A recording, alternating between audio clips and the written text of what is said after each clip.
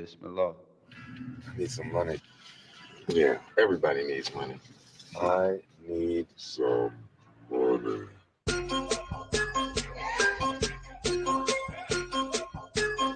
Live from America, America. Yasin, Yasin, Yasin.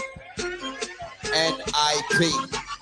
Shake the floor so hard. Clean clothes look grimy. Pretty women don't mind me. So what's 50 grand to a young nigga like me? One of my ain't sure. This shit crazy. Walk outside the whole world hate.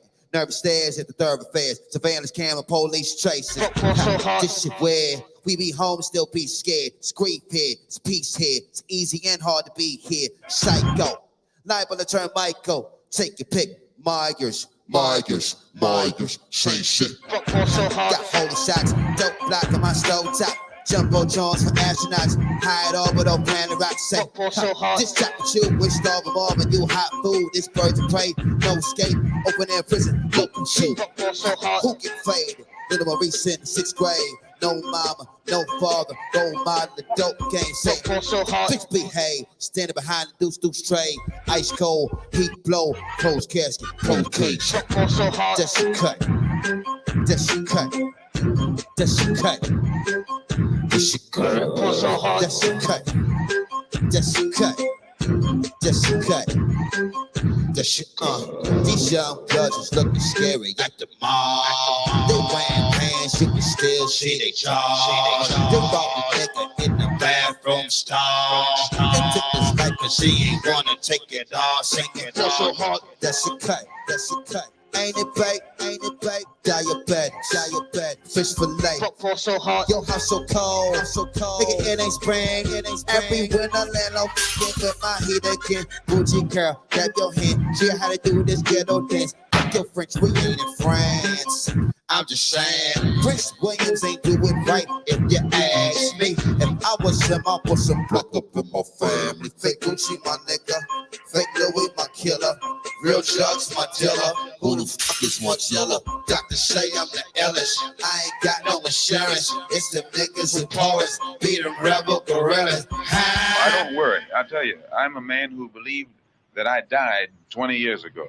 And I live like a man who is dead already. I have no fear whatsoever of anybody or anything.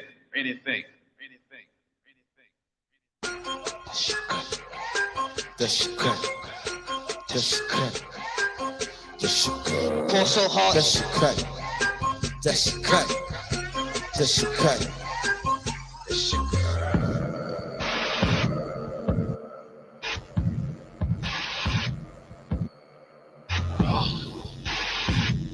To the kings and queens and everyone in every place, yo. Don't get caught up in no throne. Don't get caught up in no throne. Don't get caught up in no throne.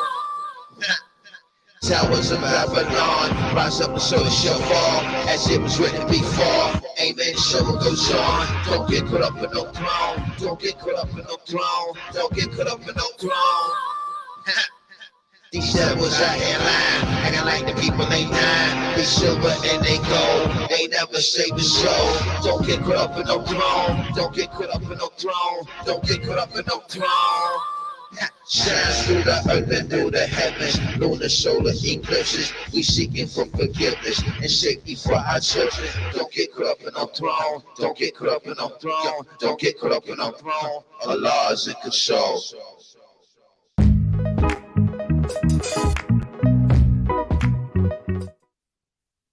Yeah. What's up, world? Welcome to another edition of Earn Your Liberation right here on Black Power Media. Geechee Y'all, Diallo Kenyatta, Jared Ball. What's up, fellas? Yo, what's poppin'? How y'all doing? Oh, I'm great. How you all feeling? I love being able to rock that intro. Hopefully we'll survive the punishments for it, but Diallo, you on mute. You talking shit about you seeing Bay already? No, I said we won't. They're gonna snatch this whole shit down. So ain't no way. That's it. Yeah, you know, it's okay to not snitching rule only applies to when black people are victimized and preyed upon. But when it comes to white folks' laws and white folks' copyright and all that, it's okay to snitch. you don't lose no street cred. You only use street cred if you snitch when it's the black people are preyed upon. Mm. So these corporate Negroes, these corporate gangsters, they get to run to the feds whenever they got some money issues, copyright, intellectual property, trademark. They run to the feds like some hoes, but then getting interviews talking about how they won't work with 6ix9ine for snitching about murders and drug dealing. But I don't understand the game. I never jumped off the porch. I don't really understand the game. Y'all have to keep explaining it to me. Hey, I certainly can't do that. I don't qualify to do that. You know, but just real quick, I did big shout out to Yassine Bey for that, because I love when he put that out in response to Jay-Z and Kanye at the time. And it was a great classroom discussion starter, and it felt like the right vibe for today, even, you know, as we kind of remind people that the shiny stories people are telling are not real. Kanye did a good job of showing us that himself. We didn't need. He sure did. Yes. We didn't need Beyonce. Beyonce. We didn't need. We didn't need Yasin Bey to tell us that Kanye was faking the funk. Kanye hurried up and showed us himself. We do have a little bit. It's gonna be a little bit different today. I'm gonna be running in and out because I'm on a mission to bring Mike Tyson to this platform, and details forthcoming. But I gotta make a run in about 25 minutes to see if I qualify, and I'll let you all know by the end of the show if I qualify to get Tyson, to see if we're going to get a chance to rap with Tyson. That's the goal for the day. I mean, I think you got some other intentions after hearing Earn Your Leisure with the wearing the Tupac shirt, walking through the joint. I know you was watching the Tupac stuff with Daruba. I'm thinking you're trying to get close to the Tyson so you could be on your Tupac shit. That's what I'm thinking. I think I'm gonna have to text Daruba and let him know that you flipping sides and shit.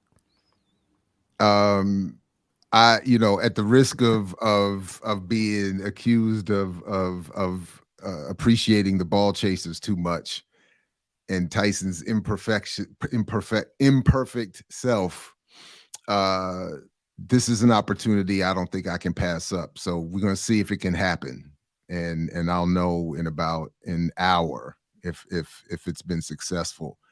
If I'll qualify for the chance.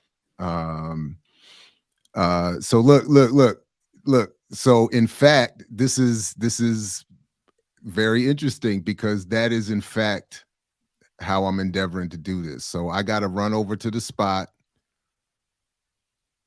make the purchase, and see if I qualify. If I'm one of the first 100, then I can come back later this afternoon and see him. So that's what he's in town for. So we're gonna see. Anyway, can't pass this up. You know. I was wondering. I had no idea what that was when I saw that flyer. I don't know what Verano is. Oh, these are all. It's brands of cannabis. And then it says first 100 patients. Well, it's medical. It's medicinal cannabis. These are all. This is medicine. Because it's not technically legal yet. That's why they still call it. No, it is legal. It's legal. This is the state of Maryland. So how do you qualify as a patient? You have to go. There is a process. You have to submit and get a license, and you have to submit medical documentation, and you have to have regular checkups.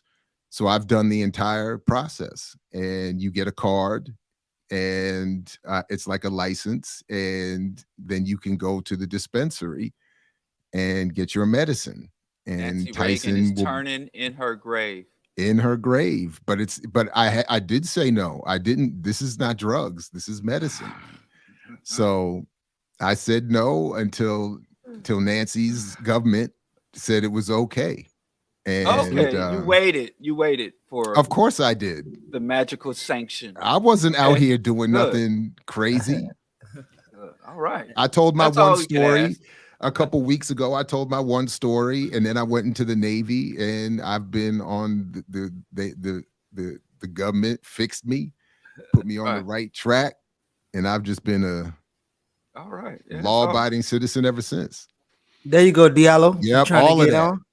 You trying to get on? My neck and my back hurt, My and I'm back, stressed, my back hurts. and I need too. help sleep.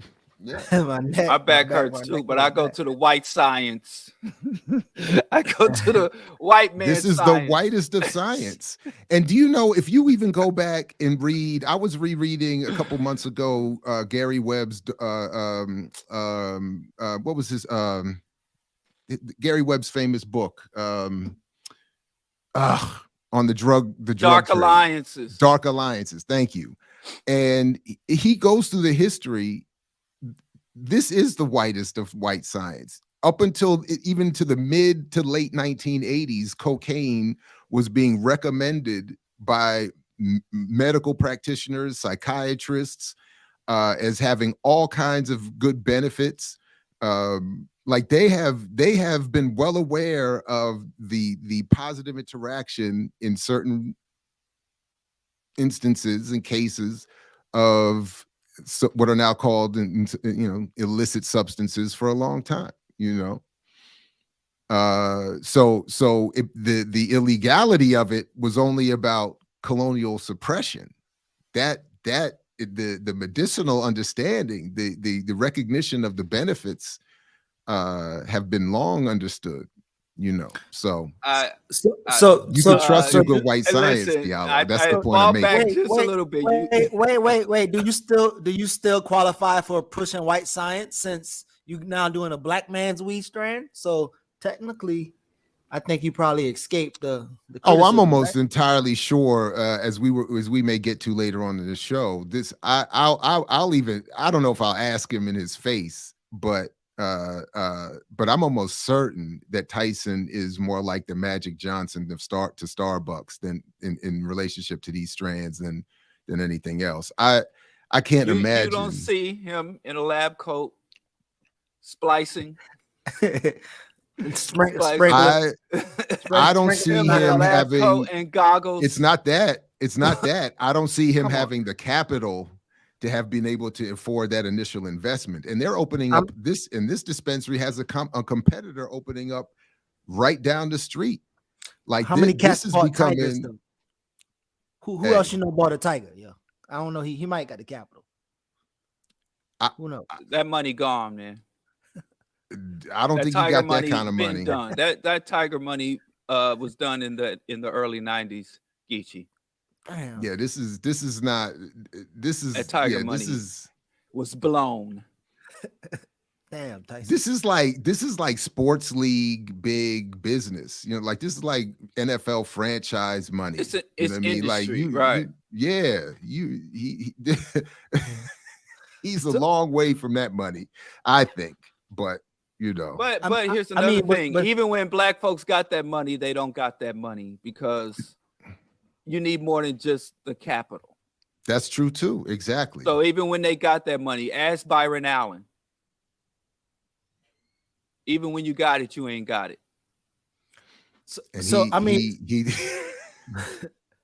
He took his white wife and his white programming all the way to the Supreme Court with his blackest of black arguments. Even when you got it, still couldn't. So did you see his consolation prize? That's what I'm saying. No, but you see the consolation prize they gave him. Because Byron Allen was trying to buy the means of production. And you don't buy the means of production. That you only get that through conquest. That's what black people don't understand. You don't buy yourself. Conquest, that's it. You only get the means of production through conquest. They lie when they tell us we can buy our way to true power. His consolation was they allowed him to buy the most expensive private residence in America. He is the owner of like one of the top 5 most expensive private residences in all of the United States. Wow. So since y'all glossed over it, how about y'all as a consolation? Where How we about gloss y'all? over. Y'all respond to the criticisms like do black men or black people have a reasonable mistrust? There's a new study out that says that black men are dying higher overall after going into surgery, right? Basic surgery, elective surgeries, they're dying higher than white men, white women, black women for elective surgeries after a couple weeks after engage in the hospital. So do black people have reasonable mistrusts? Some of the critiques that I'm not critiques that y'all got last week or the week. Can I? I think that black people should have not reasonable but perfect total paranoia and distrust. I don't think distrust is a strong enough word. I think black people should have absolute total paranoia and distrust. But here's the problem. This is the problem where I run into a wall with black people. Distrust is not an ideology. I have absolutely no trust in nothing. Forget trusting these people with my body. I don't trust them with my car. You know what I'm saying? When I take my car to the mechanic, I know they're going to try to juke me. So when I take my body to the doctor, I know that is an adversarial relationship. It's adversarial. But I have to tell black people, distrust is not an ideology. I don't trust Democrats. I don't trust these doctors. That's a negative thing. So you have to allow that distrust to feed a rational ideology. And that rational ideology has to feed practical action. So my problem is not the fact that black people distrust. I think enough black people have distrust. I think we don't have enough, though. I think enough black people have distrust where we should, in our community, as a collective, have collective protocols. So in my distrust, my family, my immediate family and my immediate circles, we have very strict protocols where we have a relative going in for routine medical health or some surgery or some more advanced medical treatment. My family, my circle, my collective, based on that distrust that feeds our ideology, that will help us construct practical actions, protocols for when we have a loved one going under the knife. That's my problem. Black people, too many of y'all just stop at distrust. And you think, well, I'm conscious now because I don't trust their medicine. I don't trust their institutions. That distrust is not an ideology. So Jared, when COVID was popping off, you had a similar clapback like Yusimbe, whatever his name is, and you had a conversation around vaccines. But like Trent was saying, that black men in particular are being prepped in a way poorer way for prior to surgery. So maybe it'd be anesthesia or whatever, but they're being prepped in a way unlikely other people, and this is possibly contributing to black men dying more after these surgeries. So what do you first think? of all, I'm sorry for James's loss. That's terrible. And so I don't know. I haven't read that study, and this is way outside my expertise. So I all I would say, all I'm confident in saying is was my point with the whole debate over the vaccines. I would start with what Diallo said. There's no qualms here about the levels of distrust or or questioning black people being critical of the medical community. But to the extent I understand Diallo's point, I agree. That in and of itself is not an analysis. It is not sufficient to base all decisions on. And it's not a replacement for study and expertise of others. So what makes me confident in certain areas is when I can run into or happen to know certain medical practitioners with a certain political background, experience, maybe whatever, et cetera, and so forth, who can confirm or answer a few questions here or there, make it. But at the end of the day, so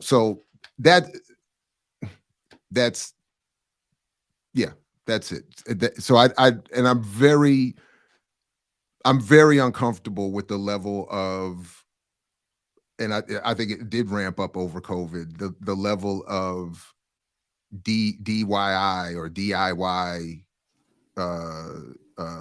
medical practitioners study analysis. Like I don't feel like enough people are humble enough to say this is not my expertise. I don't know what I'm talking about. I have to defer to the expertise of others and recognize the shortcomings of my analysis or someone else's. But I don't know. It's a tough bet. But I would. Yeah. I'll stop there. Go ahead. Yeah. This is a curiosity that I've observed, that as you come under a more authoritarian systems invalidate true authorities, which is wild.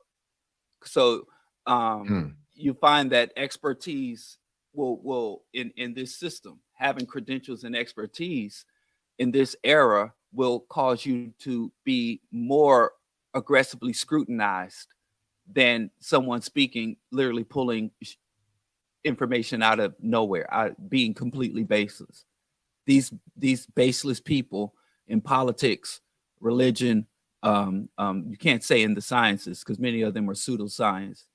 I'm not really fond of this term, but I think people understand what you mean when you say it. A lot of conspiracy theorists, they rise in prominence, and people have more trust in them than they do actual authorities, because in authoritarian system and this alienation and societal disintegration, the people who have the least amount of backing and grounding in their positions tend to be given more authority. I mean, 19 Keys just sold out the Apollo, so under we missed him here in authoritarianism, Baltimore. Yeah, no, I'm saying you're right. That's scary to me. That's wild.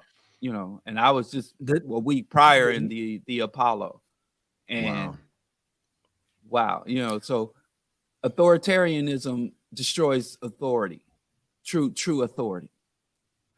I mean, I saw the usual suspects at the 19 Keys joint in Baltimore. I anticipate the people that I would see there, but also I wonder, how do you, both of y'all, like think or advise? So I was looking at something in terms of like the horrible hospitals or healthcare systems. So the top hospitals in the country, in the US, Wisconsin, South Dakota, and Utah, they have the best hospitals.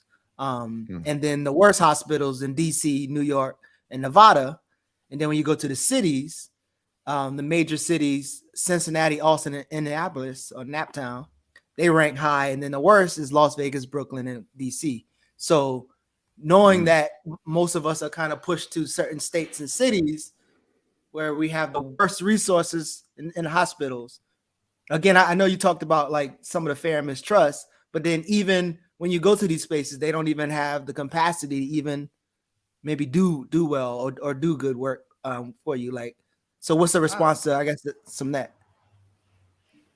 I'd have to look at that study. That doesn't really seem consistent, because like New York has the worst and the best hospitals in terms of facilities, equipment, cutting edge technology. New York City has the best and the worst. They have the proprietary hospital that the wealthies go to, that the Rockefellers go to. And then they have, and I don't want to say names because bless their heart, I worked there for many years, and I know it's not the fault of the staff and the people going there grinding every day, but like Kings County Hospital, which was pretty bad. So, there, you can't really say that rural America, they're closing hospitals in rural America, so there are no hospitals at all. So the fact that the way that in terms of population density is laid out is kind of like that red state, blue state shit, to make it look like there's so many more Republicans than Democrats because the blue people are concentrated while the red folks are spread out everywhere, but raw numbers. So it's that kind of way. When you have a population like Los Angeles, New York, these migration center, you have people coming in and out of that area from all parts of the world. And some of those people are coming in with rickets. They're coming in with even, I had seen tuberculosis was just running rampant. So it's kind of hard to compare a Los Angeles, New York City to Kentucky. That infrastructure. Yeah, I would have to see all of that different. too. I'd have to see that, because you can really make it look like rural America or the Midwest is some utopia with this dystopian big cities where everything is rampant. But when you get the flyover country, when you get on your boat, 10 toes down, walking through middle America, flyover country, as Sarah Palin called it, real America, you'll just to see, oh, nah, the shit is mad skewed. So you have to compare. Yeah, like you said, DC is on the list. Like I know I was born in Sibley Hospital, which I know is got to be among the top hospitals around in the area, and it's got to be. It's so good. I don't even know where it is. I haven't been back since. So, but I know at the other end used to be DC General and everything else. And I've been to Howard Hospital, and with all due respect, like Diallo said, I mean, it's, it's not the same as when you show up at Hopkins or even in Baltimore or even at the DC. Unfortunately, we had to spend a good amount of time there at the beginning of DC Children's Hospital. That joint, I mean, they're all right over there. So yeah, anyway, the disparities I think are probably the bigger issue, and it has more to do with the resources and the condition of the people coming in. So like if that study is accurate, and I have no reason to doubt it, but if that Black men are dying more from routine surgery, that is likely as much to do with the precondition and the quality of the care as opposed to any particular additional conspiracy. Yeah. Anyway, you also have to, because you had mentioned Baba Kidi-Owadu, the conscious Rasta, and I know he's done a lot of research on iatrogenesis, and iatrogenesis is the ailments and diseases that come as a result of treatment. So if you go in for a procedure and you, as a result of the procedures, your wound gets infected or something of that nature, or just being in the hospital environment that's not properly sanitized, you get some respiratory infection or something of that nature. That's called iatrogenesis. When you develop some type of ailment or injury as a direct result of the treatment, not as a result of your injury or disease. But then you also have to evaluate at what state did the Black men go into receive the treatment.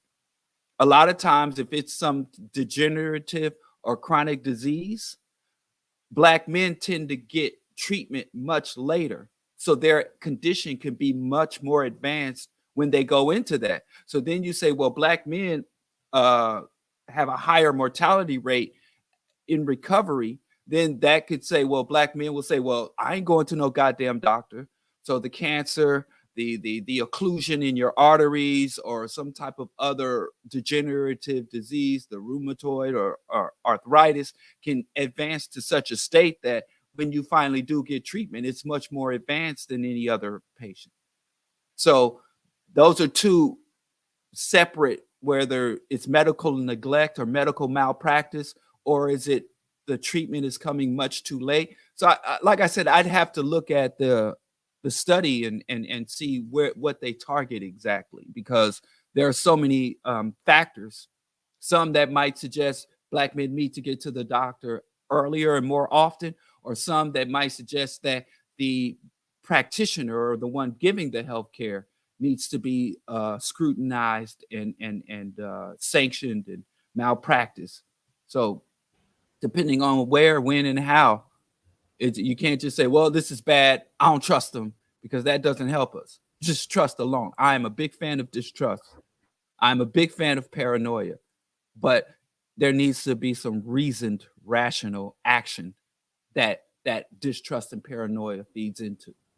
So I remember just seeing the critique in passing. I don't know, like, we get accused for, being communist or socialist or following white boy, this and that. And so I don't even remember the critiques if it said something about pushing white man's medicine on us or not being critical or scrutinized in there. So I don't remember which one it was, but like, do you feel we able to answer or respond to them? I don't like the talk of the white man's medicine or the white man's science. I think that's a misnomer. You know, I worked in healthcare for 14, almost 15 years. You know, I worked as a radiographer. I worked in California, New York, and the Midwest. I was working in many of the major regions. And it's weird. If you are in medicine, first of all, ain't none of the equipment coming from no white man's country. You know, the major medical equipment is coming from Fujitsu, and it's Japanese. It's designed by in Asia by Asian researchers, because that's where they just get the cheap labor. It's manufactured overseas, and so and a lot of the research is done by what they call those visas, those special tech visas. A lot of the tech and the lab work is done by non-whites. It's just white people are at the top getting all the profit. You know what I'm saying? It's white people at the top getting all the profit. It's kind of like the white man feed us. But then when they started cracking down on the border and there were food shortages because there were no non-white men here to cultivate, harvest, and distribute the food. So when you pull back the cover on medicine and you get the white men in the lab coats or the white doctors are at the top, but when you look under in terms of treatment, in terms of research, in terms of manufacturing medical equipment and all that, it's not white people. It's exploited labor of Black, exploited labor of Asian, exploited labor of non-white people around the world. So it's kind of a misnomer to talk about white man. I think we get a white man doesn't get enough blame for the shit he's responsible for, and he gets too much credit for shit he's not actually responsible for. Right. So what I don't know if we want to spend too much time on that, but where do you want to go? Go ahead. I do think, because when Jared was recommending last week that Black men go in and get, you know, exploratory treatments and get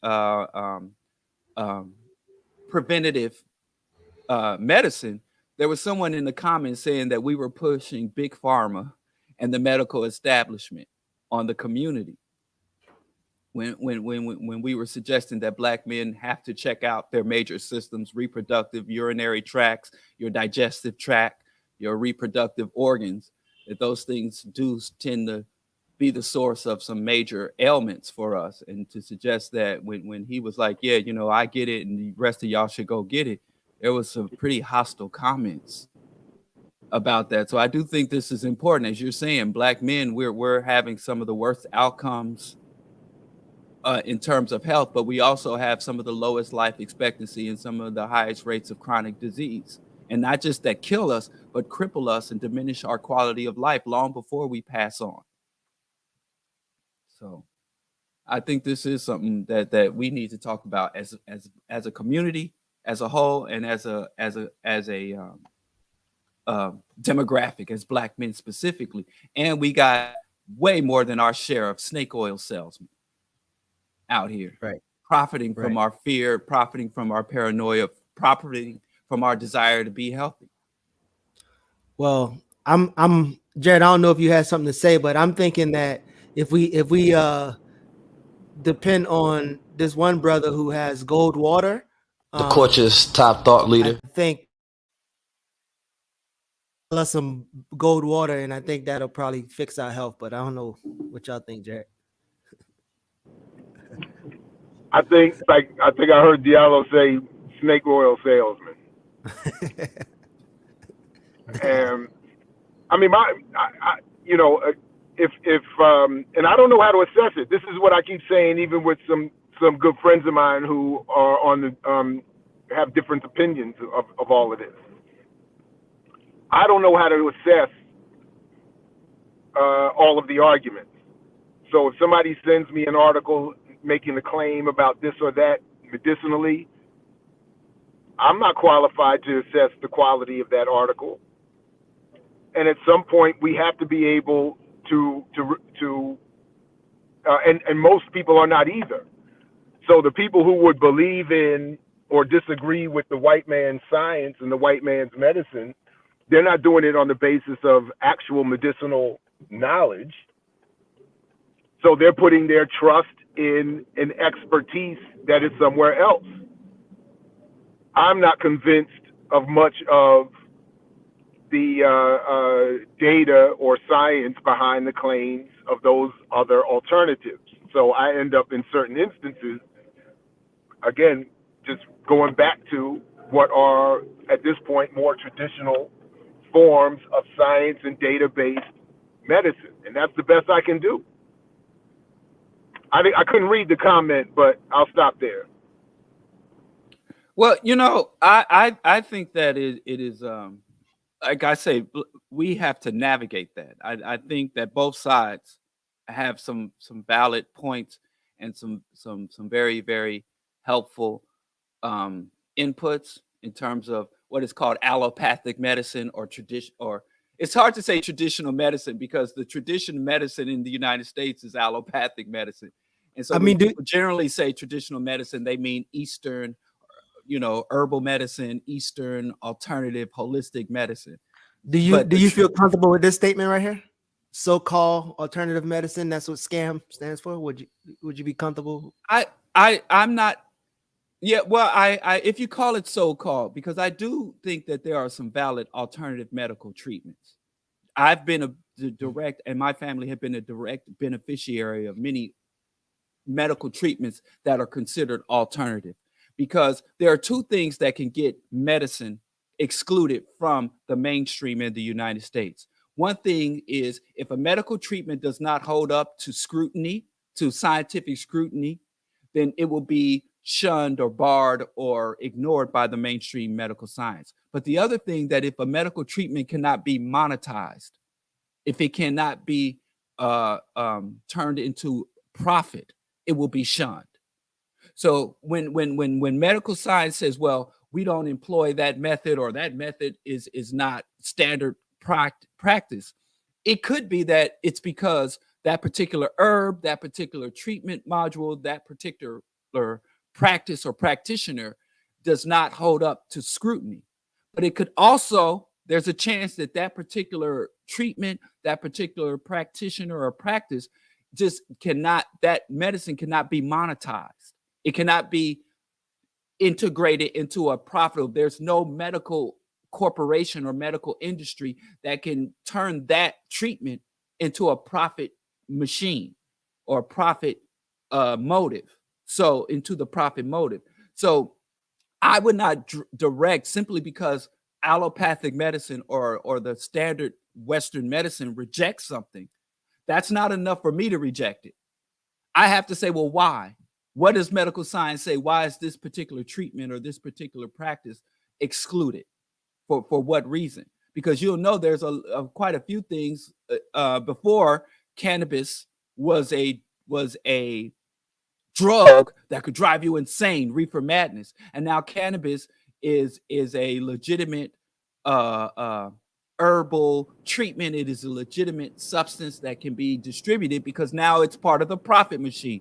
Now, the same congressmen and senators that voted for 3 strikes you're out and voted to make sure cannabis was equal to heroin and cocaine as a, what do they call it, class 1?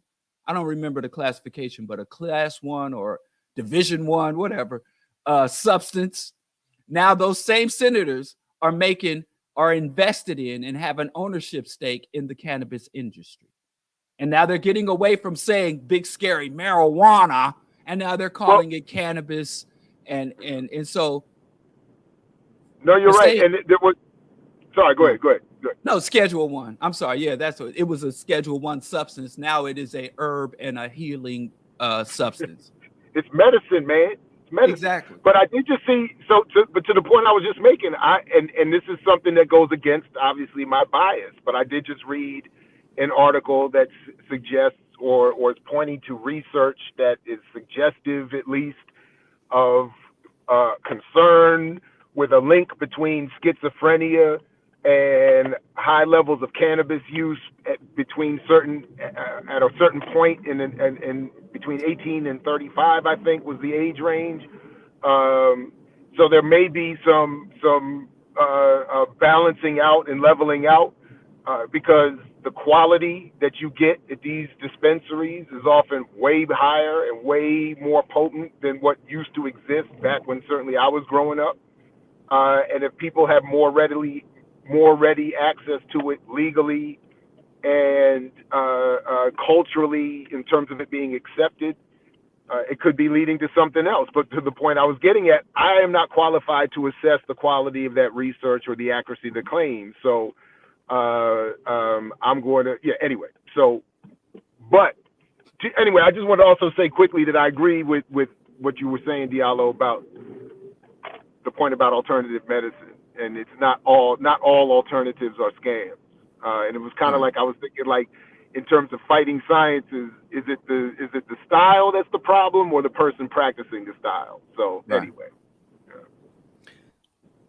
Yeah. So I wonder if y'all want to pivot to maybe FD Signifier or Al Sharpton, or even basically all the same thing. Or I know I had obviously the Joe Button financial literacy, and then we got maybe, I think it's still connected. The Breaking Generation Curses kind of connect to some of those too. So where y'all want to go next? All around the world, the same song, man. Jared can't concentrate. Don't ask him nothing. You see where he out there driving like a NASCAR. So maybe let's go to the Black conservatives and FD, since Diallo had his Diallo sent that meme of the black woman sitting on the porch hating. So maybe we want to start with somebody went harder at Farrakhan than Diallo, man. But yeah, I don't know. I don't know, man. Let me tell you, he there was a lot of hedging going on. There's quite a bit of hedging, you know. I mean, what was he doing it in a way that he needed to keep his audience engaged? I mean, he has a fairly big platform for his type of politics. Fairly. Yeah. So is he doing what he had to do to make sure that the people are there and engaged? I don't know. I just, like I said, I dusted off my old book, How to Win Friends and Influence People. So I'm getting my Dale Carnegie on, but it's been so long since I've engaged in that type of behavior. I don't even recognize it when I see it. I just think there was a just for my taste. This is a style. I think some things I think he gave a bit too much deference and a bit too much, like, where I'm from, the Midwest, I don't know the other. He was jeffing a little bit too much, you know. That kind of set up that both sides argument, or let's talk about the good and the bad. I think give us an example. When you talking about the dude before he went into his dissection, he was talking about the good that Farrakhan has done, the amount of power and inspiration, and he's done some great things, and he's been a great figure, and he's been great. Now let me tell you how shitty he's been. And I don't, as I go through the great things that the con man has done. But so real quick, so the winning friends thing, is he acknowledging people's emotional connection to them, and before you turn him off for saying he just full of shit, everything bad, is he like, okay, maybe there's some things, like they show up for funerals, they do this, they do that, so maybe there's some things that you can say, okay, cool, they did something positive, but here's the shit that you probably don't look at. I thought it was a bit too heavy on that. I could say, I wouldn't say that they've done some positive things. I'd say that they do. I think he touched on that later on, with like, people's perception of the good is not necessarily grounded in anything actually good. People perceive of power, and people perceive that they're so good and so great and so powerful, you know. But in reality, again, look behind the curtain. You know, as you go down the yellow brick road or the bean pie brick road, you know, when you get to the end and you look behind the curtain, it ain't what it is. It ain't what it is, you know. I did not forget EYL, just for the record. I'm out here doing the people's business. I'm in line. He's in these streets. I'm in these Listen. streets. I'm in Listen. line. He said he always trying to send us on remote, so he's doing a live remote from the Wii spot. I am. I'm in line. And I think I'm gonna make it. I think I'm good. All I right. think I'm good. So I think we might, I think I'm gonna come back with some good news. But I'm probably gonna jump off here in a second. But before you before you That's go, cool. are you giving Diallo some agreement by giving too much sugar before you throw the vinegar? Like, Well, I do give FD a lot of room in the sense that he's been clear to identify the lane he's in. So I'm not expecting him to do all the things that need to be done, and that's why we exist, and that's why the platform exists, and we need more people commenting on it. I was surprised he did that much. And we had some off the record conversation about some of that too, because I actually disagreed a little bit with him on how much emphasis he puts on figures like Farrakhan and others in terms of their impact and their role and why they're there and given that platform. But at the same time, so anyway, I don't think he could have done much more. And he's again clear about his audience. He was very revealing and self-critical, and I think that's all we can really expect. And he did something that Jared always does, and I gotta wait for Jared to get off to talk about it. so oh wow, and Jared, I can't wait to hear doing this. What I do? gotta, huh? What you did with FD, you and FD. I gotta chickadee check both of y'all, but okay, come on, enjoy your time in line. Are you serious? Are you serious? You're gonna leave me hanging? Well, it's towards the end. It's towards the end. Y'all both do this, and it is towards the end. I guess he's still in line, so you're gonna miss your spot. No, you got 10 minutes. You got 10 minutes. Come on, break it down.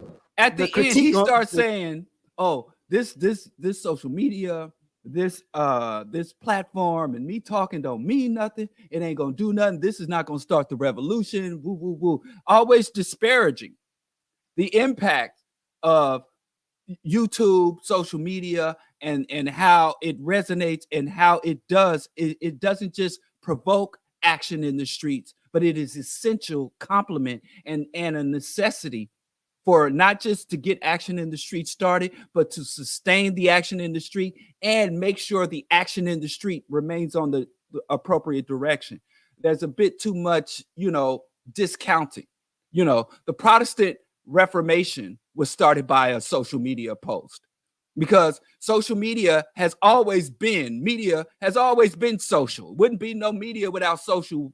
So social media, whether it's cave paintings, you go look at them cave paintings and the symbols on that shit meant a lot, to some other type of nomadic group comes into that cave, and the other nomadic group has went to their summering ground, and you see the type of fauna and the type of thing, environment that you're in. That's essential to humanity. That's one of the few things that separates us from the beasts of the field. So, when Martin Luther hung that little note on the wall, and the next thing you know, Catholics and Protestants were murdering each other in the streets. Shit is real out here. So I don't understand. And I know the feds, thanks to Edward Snowden and many of these other whistleblowers, the feds disagree with you and FD, that this is a very powerful and potentially dangerous tool. It can be dangerous to the people, but the institutions of power, corporate or private and public institutions of power, greatly fear this shit. So y'all always like, oh, this is just talking and taking. But I think for Jared's half a defense, I think it's sometimes this modest approach, because I'm sure he know, which we talked about before. In these times, at one point, I remember John Henry Clark said the most powerful form of social media is textbooks, right?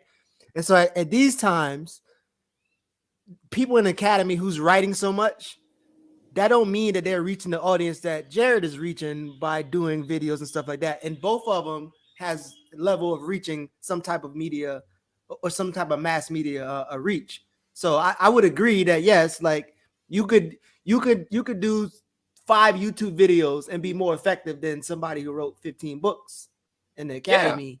So yeah, I'm with it. And books. No, I appreciate what you're saying. I'm just simply saying that, and I definitely understand the role of alternative and underground media. I'm simply saying that I think it's important to, in this day and age in particular, to point out the distinction between this and the other kinds of work, because this is meaningless without the actual kind of organizing that would make this meaningful. And I think it is an important distinction to draw. But I hear you. Yeah, I don't think you can make a distinction because I don't think one comes without the other. You know, that's like separating the mind or the intellect from the central nervous system to me. You know, which one is primary? Or can you have one without the other? I can't point to any type of mass movement, especially one that could be defined as revolutionary or liberatory, decolonial, anti-racist, civil rights movement that did not have fully embedded in it a full-fledged media apparatus, arts, and thought leaders and things of that nature. I think it's been so corrupted now that the access to mass media has been more democratized. I think it's a tendency of people who had access to mass media prior to its democratization to attack it. It's kind of like cancel culture. People were being canceled long before the internet, but it was the mainstream establishment, it was the mainstream authorities who were able to cancel, get somebody fired.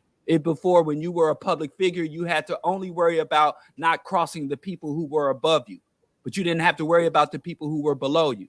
But now public figures like Dave Chappelle, he doesn't just have to worry about the media executives that he pretends that he gives opposition to, is fake, but not just worry about the media executives. He has to worry about his audience and their positions and their takes on his position.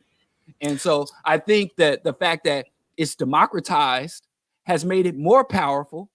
And we who had access prior to it being democratized tend to want to discount that power because it is much harder to control, much harder to direct, and we have as much potential as becoming victims of the rage as we have to direct it. So you do agree with Earn Your Leisure when they say they democratize financial literacy? We'll get into that later. No, I do not. I ain't said nothing even close to that. No, but listen, so I know you got your critiques, but let's get into some of the black liberals that he might have talked about, and kind of respond to this statement. So Charleston White in particular, and there's some other people who could be worst name dropper in history. I'm just saying he's heavy. What you and Charleston been up to? First of all, I ain't name dropping because he ain't from Charleston. So let's get that clear. But okay, he's heavy in black hoods. When you go to black hoods and go to community, oh, that nigga Charleston, blah blah blah blah. But when you think about, yeah, like he actually, I think his latest antics is calling child protective services on some rappers or some. Right, he's a minstrel. But he's not. But what do you think about his critique? And then what do you kind of think about those people who appear to, I don't want to say the uncritical eye that, oh, they're telling the truth, they're speaking the truth, or they're gonna, like the white man they're giving it to the white man, whatever. Like, what do you think about that critique and thoughts? Well, I don't think that Charleston White is not anyone. He's popular in terms of he's well known. But he's a minstrel. He's just there. I've yet to encounter anyone who references Charleston Whites or would claim to be on the Charleston White program or have the Charleston Whiteism. Like, I don't think there's anybody trying to pattern their life, their thoughts, any agendas around what he advocates or what he's articulating. So but there were people doing that with Bill Cosby. there are people, too many people doing that with Minister Farrakhan. So I think that, you know, to put him up there kind of clouds what it's really meant, because there's always been these characters and caricatures. And not to say he couldn't rise to power, but like, because white folks carrying Trump around like he's a legitimate leader. So not saying that he couldn't obtain that level of power, but right now he's just a minstrel entertainer. Which is fair. And I'm not saying that he's on the Dave Chappelle's and the Bill Cosby level, but we do have to acknowledge that, like 19 Keys, the dude can pack some kind of auditorium with people coming to listen to him, and he do get quotes from people in the community like, "Oh, he's speaking the truth," or this and that. So again, he's not there, but I guess the contradictions is like you could give Candace Owens the business, but Charleston Wright and Tariq Nasheed comes to the same conclusion as Candace Owens, and you can't tell the difference because right. Well, I think FD was correct to say that Charleston has a black audience. Tariq has a black audience, whereas nobody black is listening to Candace Owens except Kanye. So it really is about where your support base and where your listenership comes from too. Who is your message resonating with? So I think the only reason that the problem with Charleston is he said some accurate things. And as Kwame Ture said, a half truth is more dangerous than a full lie. So Charleston White, if you remember, he came to prominence when he was talking about the rampant murder of black youth that was being fed by the murder music, how the false lifestyle portrayed by rappers is seducing many of our black youth into antisocial behavior. But he said it in a way that was very attractive, that resonated. When there was a young black man who was a rising rap star who was accused of snitching because he literally saw his young friend get murdered by another kid. And so he went and testified to what he saw his friend, this young black child who was traumatized. And rappers started attacking him, talking about he not real, he not street. And they were like, this was a child who saw his other childhood friend be murdered by a man, and then went to court, and that now the most famous, influential black men in the industry, these rappers are attacking him, talking about he a snitch, he a bitch, we don't want to work with him. And that really hit the hood because we have been literally plagued by these goddamn gangster rappers and this fake thug and for decades. So when he finally said what many of us who didn't want to articulate, because a lot of black people who attack me just like, we can't talk about each other, this old airing out our dirty laundry bullshit. When he said that, that's when he really started resonating. And black folks thought, oh, we got somebody that's going to come out and speak about the sexism, the misogyny, the violence, the antisocial behavior that is so prominent in hip hop. And we thought we had a Malcolm, and yet we had another Cosby. So that's how he started to rise. And then he went way off, and now he's a full-on black Confederate. Go ahead, Jared. So I'm gonna be quick because I'm gonna jump off here in a second. But the short of it is that that's what I think. Why I think what FD did is of great value, and I think why what we're doing is of great value. Even the very point and name of this particular show. That a lot of people start with something that resonates with reality and fact and people's experience, and then they drag them in some right-wing, conservative, reactionary direction. And it does, and that's when you start to see messages dovetail and overlap, and I think a lot of people can easily get very confused. So I think it is important to draw some distinctions and bright lines and heighten the contradictions and all of that. So, but with that, they're about to open up, so I'm gonna jump off, and then I will jump back on when I get out and give everybody an update. All right, challenge him to slap boxing. No, absolutely not. Come on, man, get us some viral content. You got the shirt on. Take a dive. Just take a dive. I know. We get an image of Dr. Ball laid out in the parking lot with that BP I shirt don't know. on? Like he got Mike Tyson on height and reach, so I don't know. And Tyson's a little Exactly. bit I of- think I could beat Mike Tyson. I don't know. So what Yeah, else? you're What too else young did to you get find? that reference. Huh?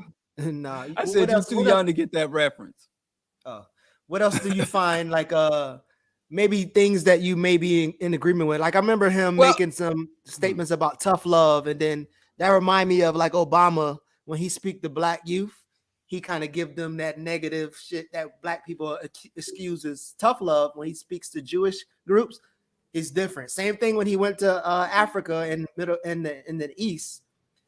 He spoke to Arab children in a soft way, and then the darker African kid, he gave them the Who did tough love that? again. Who Obama. did it? Oh, you Obama. mean Obama? I thought you were talking about Cosby. I'm like, Cosby didn't do that. Well, but I'm saying that the tough love that Cosby is giving, right? And I'm doing tough love. He's giving the same tough love that black people normally write off and be like, "Oh, it's tough love." The Obamas, and whenever black people give this horrible analysis about the black people and their condition, and they stop blaming black people, we say, "Oh, it's tough love." Yeah, that's nonsense. But that's what pays. I remember and that's where the money reside. Condemnation. You have to, if you want to get become a prominent and a legitimate voice, the way to become a prominent and legitimate voice in any form of media or any type of public stance, you have to confirm the delusions of the elites. So because that's how you rise up. So even if let's say I'm sick of being in the out in the what did he call the fringes? That's what I think FD said. I'm sick of being in the fringes of black public speakers, black public intellectuals, black analysis. I'm sick of being in the fringes. I want to get up there with the mainstream. I want to be like he always talk about drink champs. I want to sit across from Dave Chappelle and talk about how black leaders die broke. If I wanted to get up there, I have to start to speak to the delusions and interest of the elites. And I have to put my own spin on it. That's all that is. Because if I'm out here getting rich robbing somebody, and there's a prominent member from that community that can tell the people that I'm not rich because I rob people, I'm rich because I have higher ethics, higher morals, and I have a greater discipline than you. And you're not rich like me not because you fail to find a group of people to exploit and steal labor from. You're impoverished because you're lazy, you're immoral, you speak broken English, and you wear sagging pants. You will find resonating what side of the space, whether it's drink tramps with NORE or Joe Budden, who says some correct things from time to time, or Candace Owens, or what's that guy, Beta Male, Jesse Lee Peterson. Regardless of the what side of whether they're liberal, leftist, conservative, if they are coming out and being pushed by the mainstream, you'll see that there are some type of mainstream Western delusions that they are pushing and advocating and helping to sustain. I once come out with this presentation called White Privilege is a Myth, right? And I started getting all these offers from interviews from these white media outlets who paid little to no attention to me. And all these various white media outlets are saying, can you come on and tell us about how white privilege is a myth? And I'm like, whoa, this is it. Now's my chance. It's time. I'm about to get an ascot and get up here like Roland Martin. I'm about to swell my neck and my head up. Get that bag. I'm about to get paid because they thought I was going to come out here and talk about black people are paranoid, black people are jealous, black people are making excuses because there's no such thing as white privilege. And I went on one interview and I said, it's the reason I think white privilege is a myth is because it's not true. White people are pathological. They're not privileged. It's white pathology. Never, and all the calls dried up. Didn't know more white folks. But when they thought I was coming with that black conservative or that black militant, but tell the truth on my own people, we are our own worst enemy bullshit. I was on the path. The carpet was rolled out for me. And if I had stayed on that strand and I didn't expand beyond white privilege isn't real, it's black laziness. It's the problem, not white privilege. On that shit, I'd have been gone. I wouldn't be sitting here across from you talking to you. So let me push you in a direction before we segue. Like when you think about this tough love, right? And then you think about what black people need instead of tough love. Do you feel you give that same concept or thought with when you speak to the 80 or 90% of us that are in religious cults and stuff? Do you think that you give them tender versus tough love? Is that same thought of tough love? No kind of love. Huh? This ain't love, man. I don't know. Listen, when I talk about, if I repeat that these religions are male chauvinist murder cults, it's not about tough love or it's just, I'm just speaking. I try to be fact and evidence based. And I know there are some unknowable things. I know there's some things that we cannot know, that we don't currently know and can't know. But even in relationship to those things, I need a rational argument that can tie me or get me to knowing. So I'm not out here trying to dispense any type of tough love to the community. I want to discourage people from going into those cults and religions. And I want to delegitimize or reduce the impact and legitimacy of those things. So that is my strategy. That is my objective. That is my agenda. So I don't try to sugarcoat it saying I'm doing this for the good. It's to me, those are oppressive institutions. And I don't think that we can handpick or cherry pick oppressive institutions. I don't think you can come out and say, well, racism is bad, but we can do capitalism. Oh yeah. Christianity is the white man's is bad, but Islam, we could do Islam. Or Islam and Christianity are bad, but we could do spirituality. To me, all oppressive institutions have to be targeted. We can't cherry pick or hand pick what oppressive institution, because you could get rid of every other oppressive. You could create a society where all oppressive institutions have been banned and you leave one. Well, this one I like. Oh, the nuclear family, the patriarchal, nuclear, strong black family. We're going to have that. But we're going to get rid of capitalism. We're going to get rid of racism. We're going to get rid of, abolish the police or defund the police. We're going to do all this good shit, but we're going to leave one little seed of oppression in the hierarchical, patriarchal, nuclear family because we need strong black families. And guess what happens with that seed? All other forms of oppression are going to bloom from that. So it's just my position. When I call out these churches, it's not tough love. It's just like any and everybody should get it. I don't trust people who are selective in their critique or condemnation of oppressive institutions. So I remember one time we were studying one of the books from we was actually studying this book on organization by Taka Kilimanjaro and Yara and them. And one of the sisters asked, because he was pretty much kind of on the same point as you, like get rid of religion and blah blah blah. And then one of the sisters said, okay, well, what could we jump off to? Like what's the replacement? Kind of like Coco saying, what's the replacement? And then he asked, like, are you comfortable with just floating for a while and figuring it out? Like, do you have to literally replace this with something else? Okay. Yeah. Or can you float for a while? Like, hey, peep this. You come to my holistic health clinic and I remove a cancerous tumor. Are you going to get off that bed and be like, what you going to replace my tumor with? But again, like I don't know that people are seeing it as a tumor. They can see it as a crutch. Or it don't matter how they see it. Or it don't matter. It. I know a Christian sister I used to bump heads with online. She's a Christian apologist, and she's a hardcore Christian fanatic. I stopped bickering with her because she developed a severe disease and I don't want to be going back and forth. She still takes little shots at me, but I just want her to focus on her health, right? And it's like y'all come and be like, well, you got to replace it with something. You got it. It doesn't matter. You say, how do people see it? It don't matter how you see it.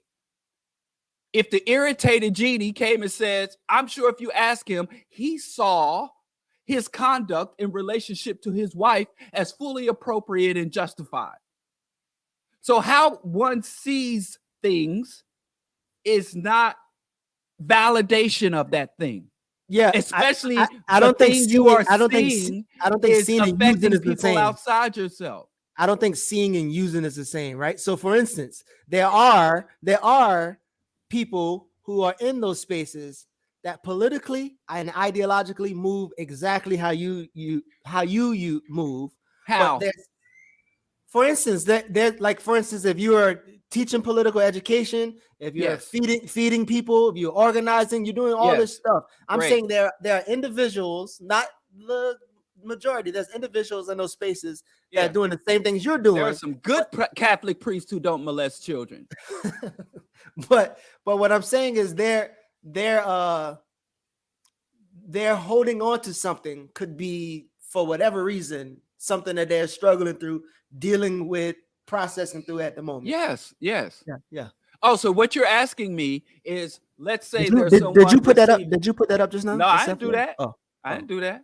Oh, so what you're saying essentially is there are people receiving services and supports from these oppressive institutions. I mean, I guess you can say that. I mean, that's true for anything. Like the nonprofit industrial complexes. That could exactly.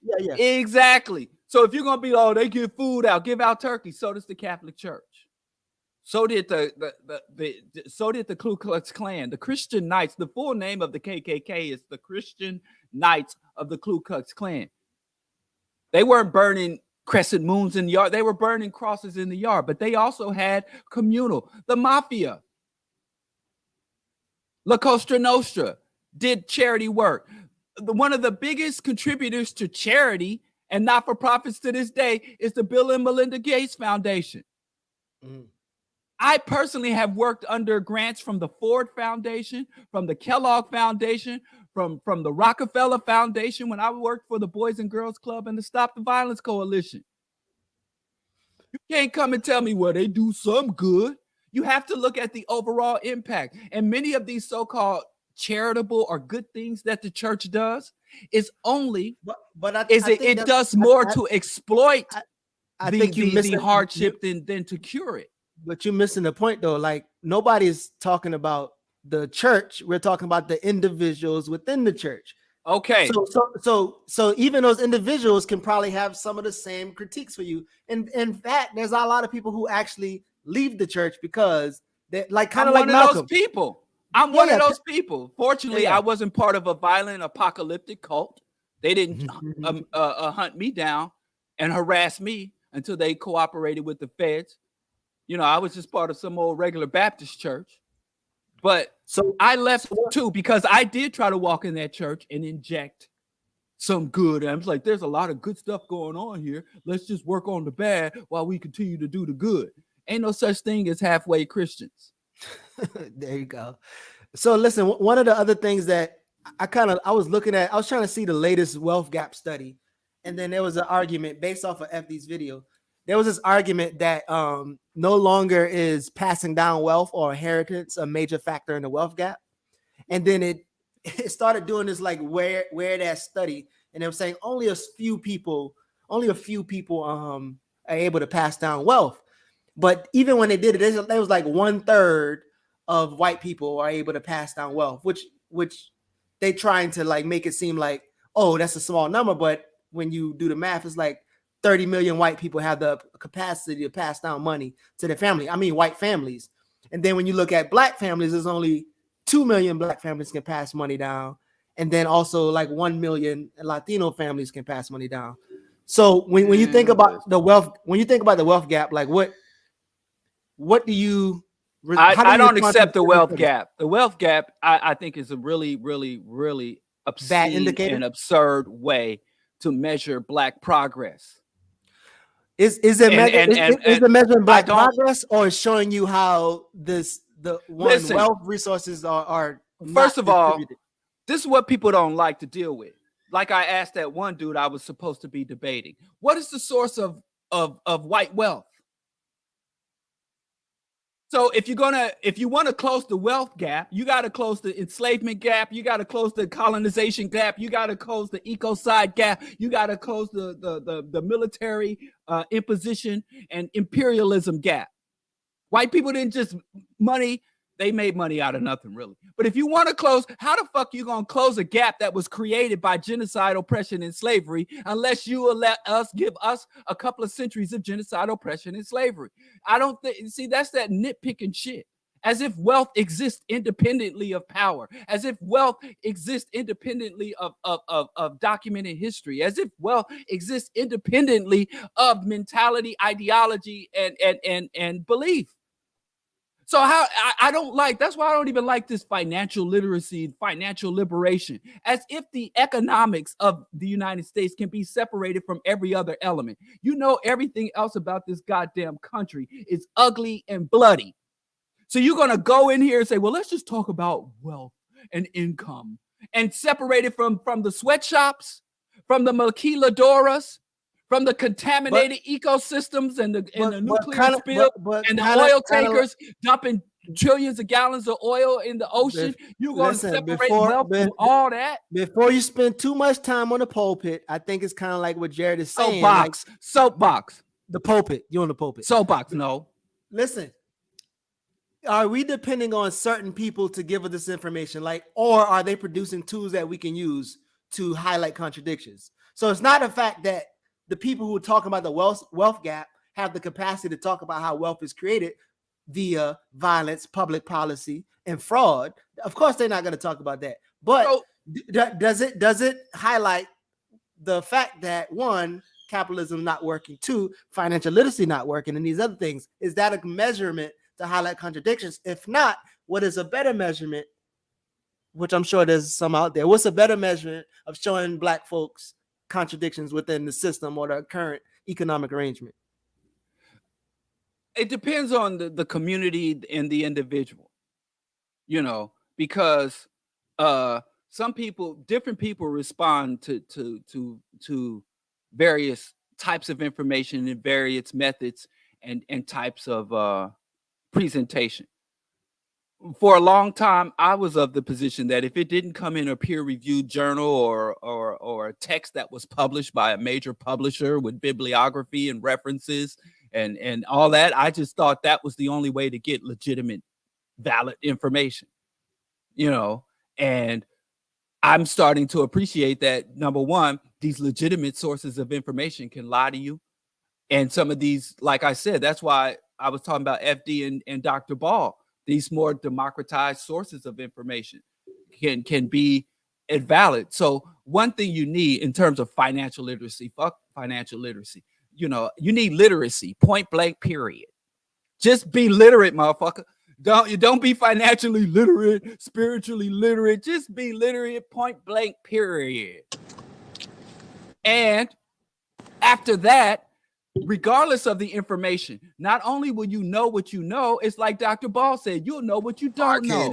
You'll know your limitations, which is a wonderful song by Del, the Funky Homo Sapien, Hieroglyphics too. Know your limitations.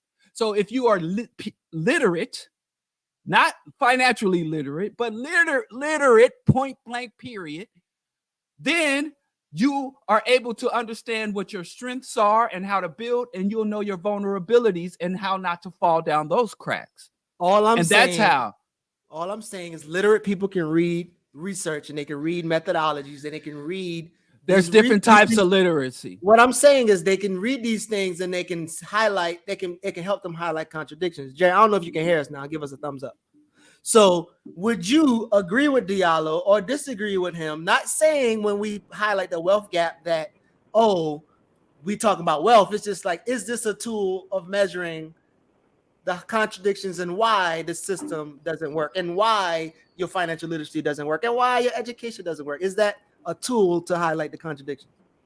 So first of all, let's get the important stuff over with first. I did qualify. I got my ticket. So now I will come back later this afternoon and get my VIP access, hang out with Mike Tyson. So everybody. This sounds like a scam.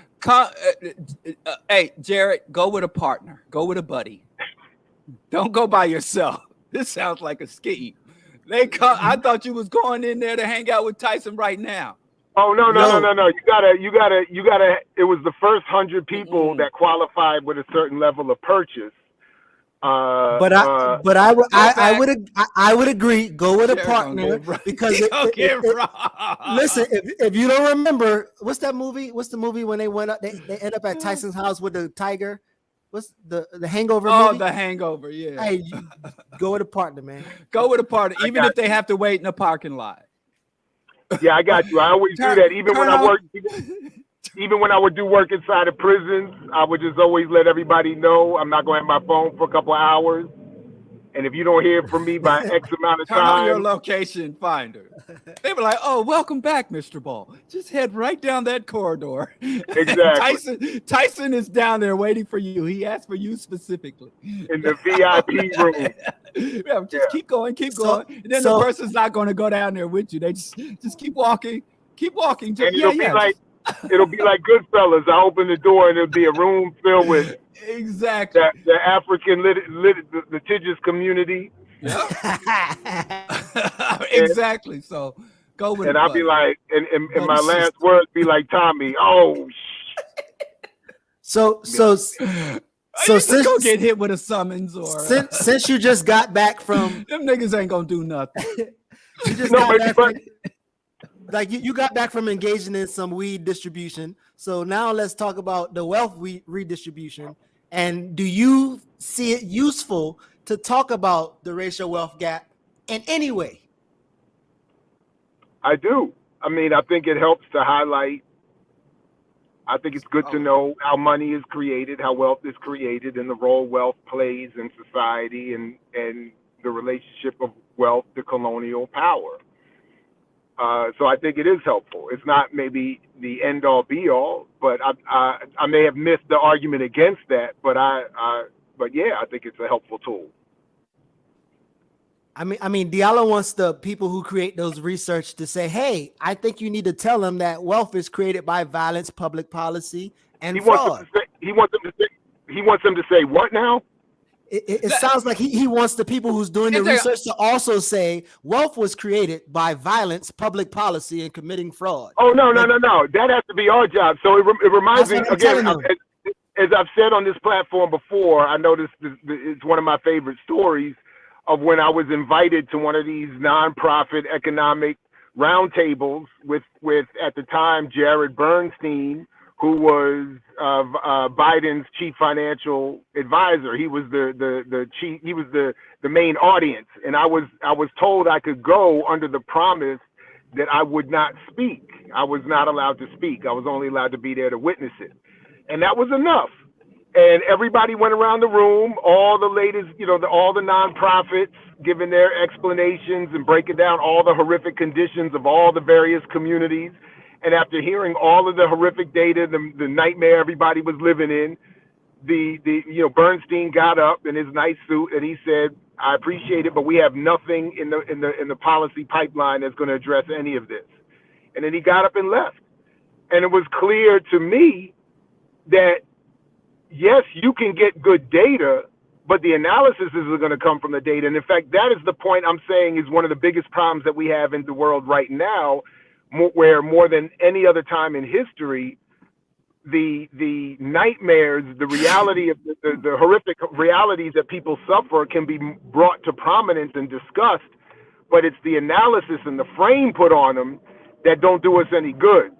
So, so lastly, all of these groups could take the fact that they gave that report in front of Bernstein to go back to get more funding to end up back again the year later in that very nice room with all the fancy accoutrement and all that other kind of stuff.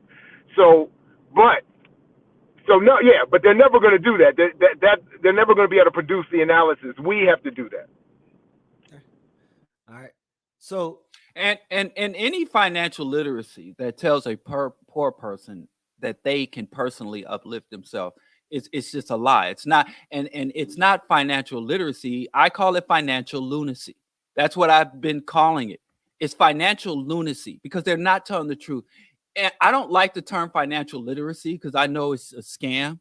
But if you were really telling somebody financial literacy, I mean, y'all remember The Wiz? For some reason, The Wiz is stuck on my mind. I think Michael Jackson gave black folks true financial literacy when he said you can't win, you can't make it, and you can't get out of the game. That's what you need to know as a poor black person, and you want to understand the economic situation you were born into. You can't win, you can't make it, and you can't get out of the game. And that's the basic. I mean, it sounds like you being really disrespectful to Rashad and Bilal, whatever his name is, because they made it. Yeah, I didn't say you. I said you. Not yet. I didn't say them. We was waiting for you because, and I don't know if we're gonna get copyright. Should we play a clip or should we just talk about it? Honestly, I don't know. Joe Budden and them will probably hit us with a copyright. No, he's a rapper. He doesn't snitch. There's no snitching in that community, as I understand it. Snitches receive stitches. Talib don't got no. You can pirate anything put out, and if anything, the greatest thing we have to fear is them stepping to us personally. But they will not use the FCC. They will not use federal agencies and federal codes and statutes in order to punish or to come at us because they're rappers and they don't fuck with snitches.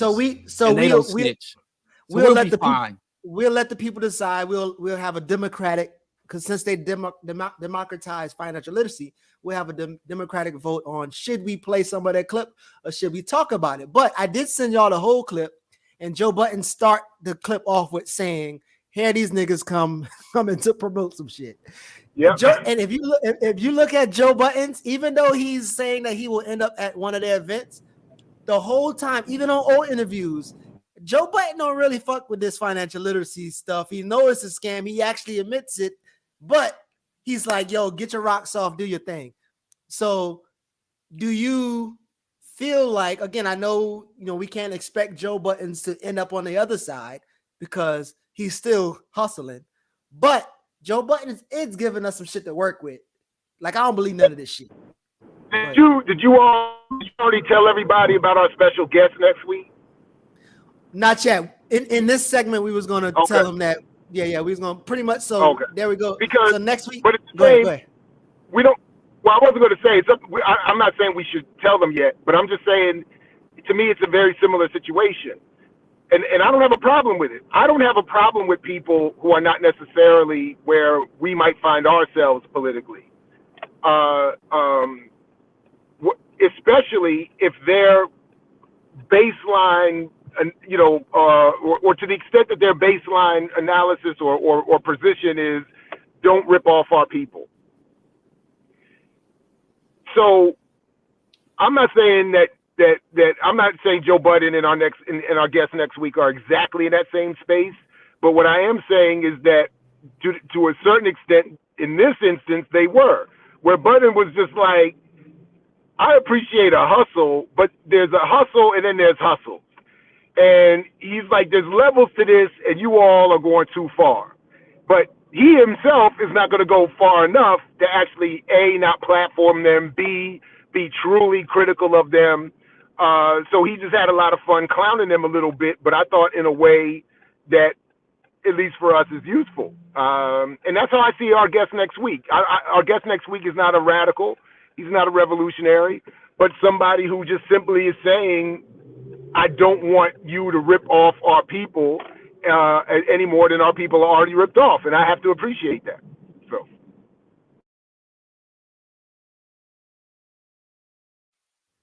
Yeah. Go ahead. No, I was just saying, do y'all want to play a real clip? A short clip? Go ahead, Diallo, though. Yeah, and Joe Budden is kind of a weird dude, because it's just kind of weird to me because he so keenly calls out EYL, but then I see his other guests and how he interacts and his partners going all the way back to Mickey Mouse and And that white dude, didn't that white dude threaten to slap him on his own stage or some weird Well, shit? speaking of slapping, didn't he slap Esther Baxter while she was pregnant? Wasn't that part of the controversy with him allegedly back a couple some years ago? Wasn't that part of the? He seems to have overcome that to the extent that was true allegedly. So Yeah. Yeah, I just don't like Jersey cats in general. I don't know if my I hate driving through Jersey to get to New York. I don't know if my internet is the strongest to try to share this, but I'm gonna send this to you too, Diallo, just in case mine be glitchy.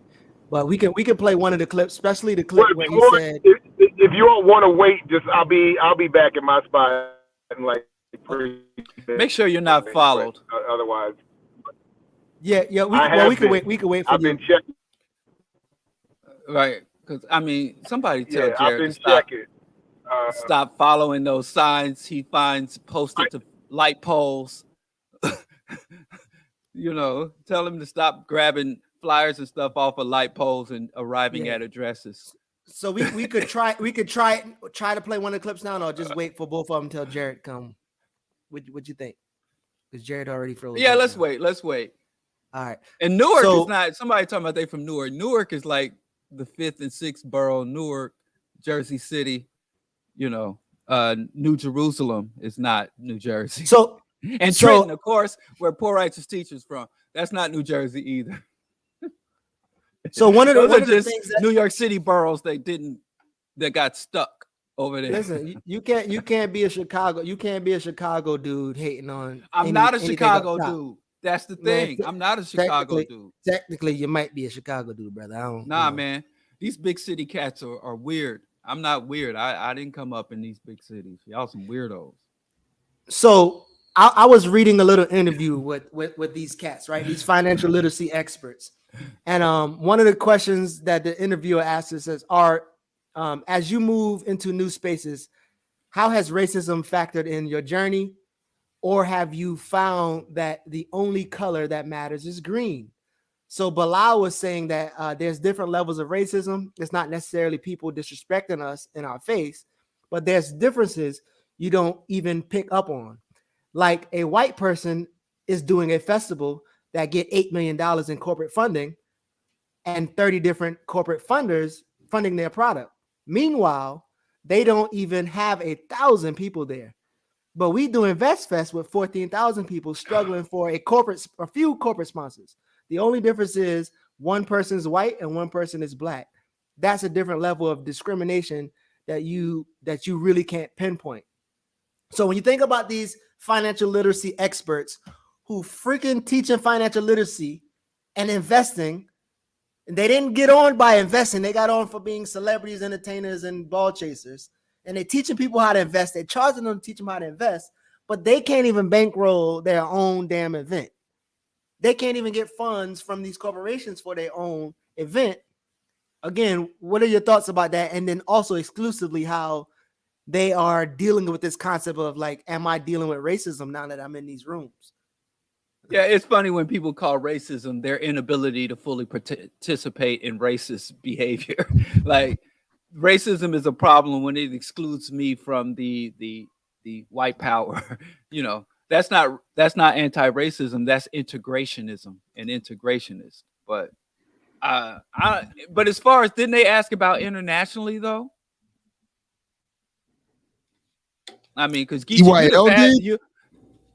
But in terms of racism internationally, or just, I don't know. Geechee is our resident passport, bro. So. Hey, you ain't about to do that. That's not gonna happen. Hey, I got the video pulled up whenever you're ready. You ain't about to take shots at the God. Boom! It's official. My passport don't work like. I'm glad you put that on tape, Jared, so we can use that as we're looking for you, and that'll go in the. I know I'm trying to leave as many breadcrumbs as possible, Diallo. But so I'm worried about both of y'all, man, for different reasons. But here's the thing. These guys are using their passport, so they're supposedly got a show in London, and I don't know if I posted on Instagram, but in that full clip, there's a part where one of the Mullings, one of the people who's saying that they're going to Ghana and they're doing some shit in Ghana, but then he made a comment about world domination and he switched the subject. He said, yeah, you know, when you talk about world domination, and then he's like switched the subject, and Melissa Ford was like, huh? Like it's a real quick clip. I got it on my Instagram right now, and I clipped it out. But this nigga literally send the said link to that. All right. Well, it's on my Instagram. I'll send it in WhatsApp. Well, I'm saying send the Instagram the link thing right on here. the thing, man. Put the thing on the thing here. And then let me know what part of this video you want us to play, or just from the beginning. I mean, it's a little sticky. Like one of them is 9 minutes, one of them 8 minutes. I don't know if we want to endure all that, but yeah, any one of them. The beef. Well, the joint one you order. put in the chat right here, you put this one in the chat. So I'm saying, like, did you want us to just start it from the beginning? Yeah, go ahead. That's the scam one, and then here's the beef joint. But go ahead. All right, here we go. Let's. Y'all are the furthest thing from humble. I don't appreciate that. Y'all are the furthest thing. The first thing people tell us is that, yo, how humble you guys are. Like, y'all said, I can't hear both of y'all at the same time. The first thing people say when they meet us, right? Already, yo, you guys are so humble, so down to earth. So they lying to you. They believe the lie. Hold on. No. They lying it up. And they believe the lie. You gonna let them do this? Listen, I'm just waiting for my time to get in this here. is our dear friend. Yes. She's the homie. Everybody's y'all dear friend because y'all don't create enemies. I mean, it's not a bad thing. Well played. Well played. What? Or should we? You know, what, create enemies? Yeah. A little controversy. Are you asking me? Spice it up a little bit. Are you asking me? Yeah, I'm asking. Yes. Why? We've had this conversation. Because the person that gets along with everyone gets along with no one. That's why. Philosophy. I know there's a flip side to the coin, but I stick by that.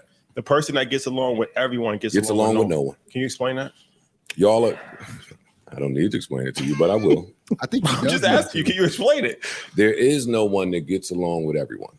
So the person that appears to be getting along with everyone is fronting, and he's normally fronting for advertising purposes. You gentlemen know plenty about advertising. Y'all can't be yourselves, your true selves, and talk like you do when it's just the niggas in Vegas in a room, because y'all will lose a lot of money. I don't think that's true. You watch Market Monday? You watch Market Mondays. I don't watch Market Mondays, but I disagree. You watch Market Monday? No, he don't watch your shit. Wait, hold up. Slow down. So hold up. Who's this dude right here who's this third dude on the couch? Is he part of Budden's crew? Yeah, I think he's with Budden. Okay. Why's Queen's Flip so quiet? No, he don't watch. Tell him again. But hold up.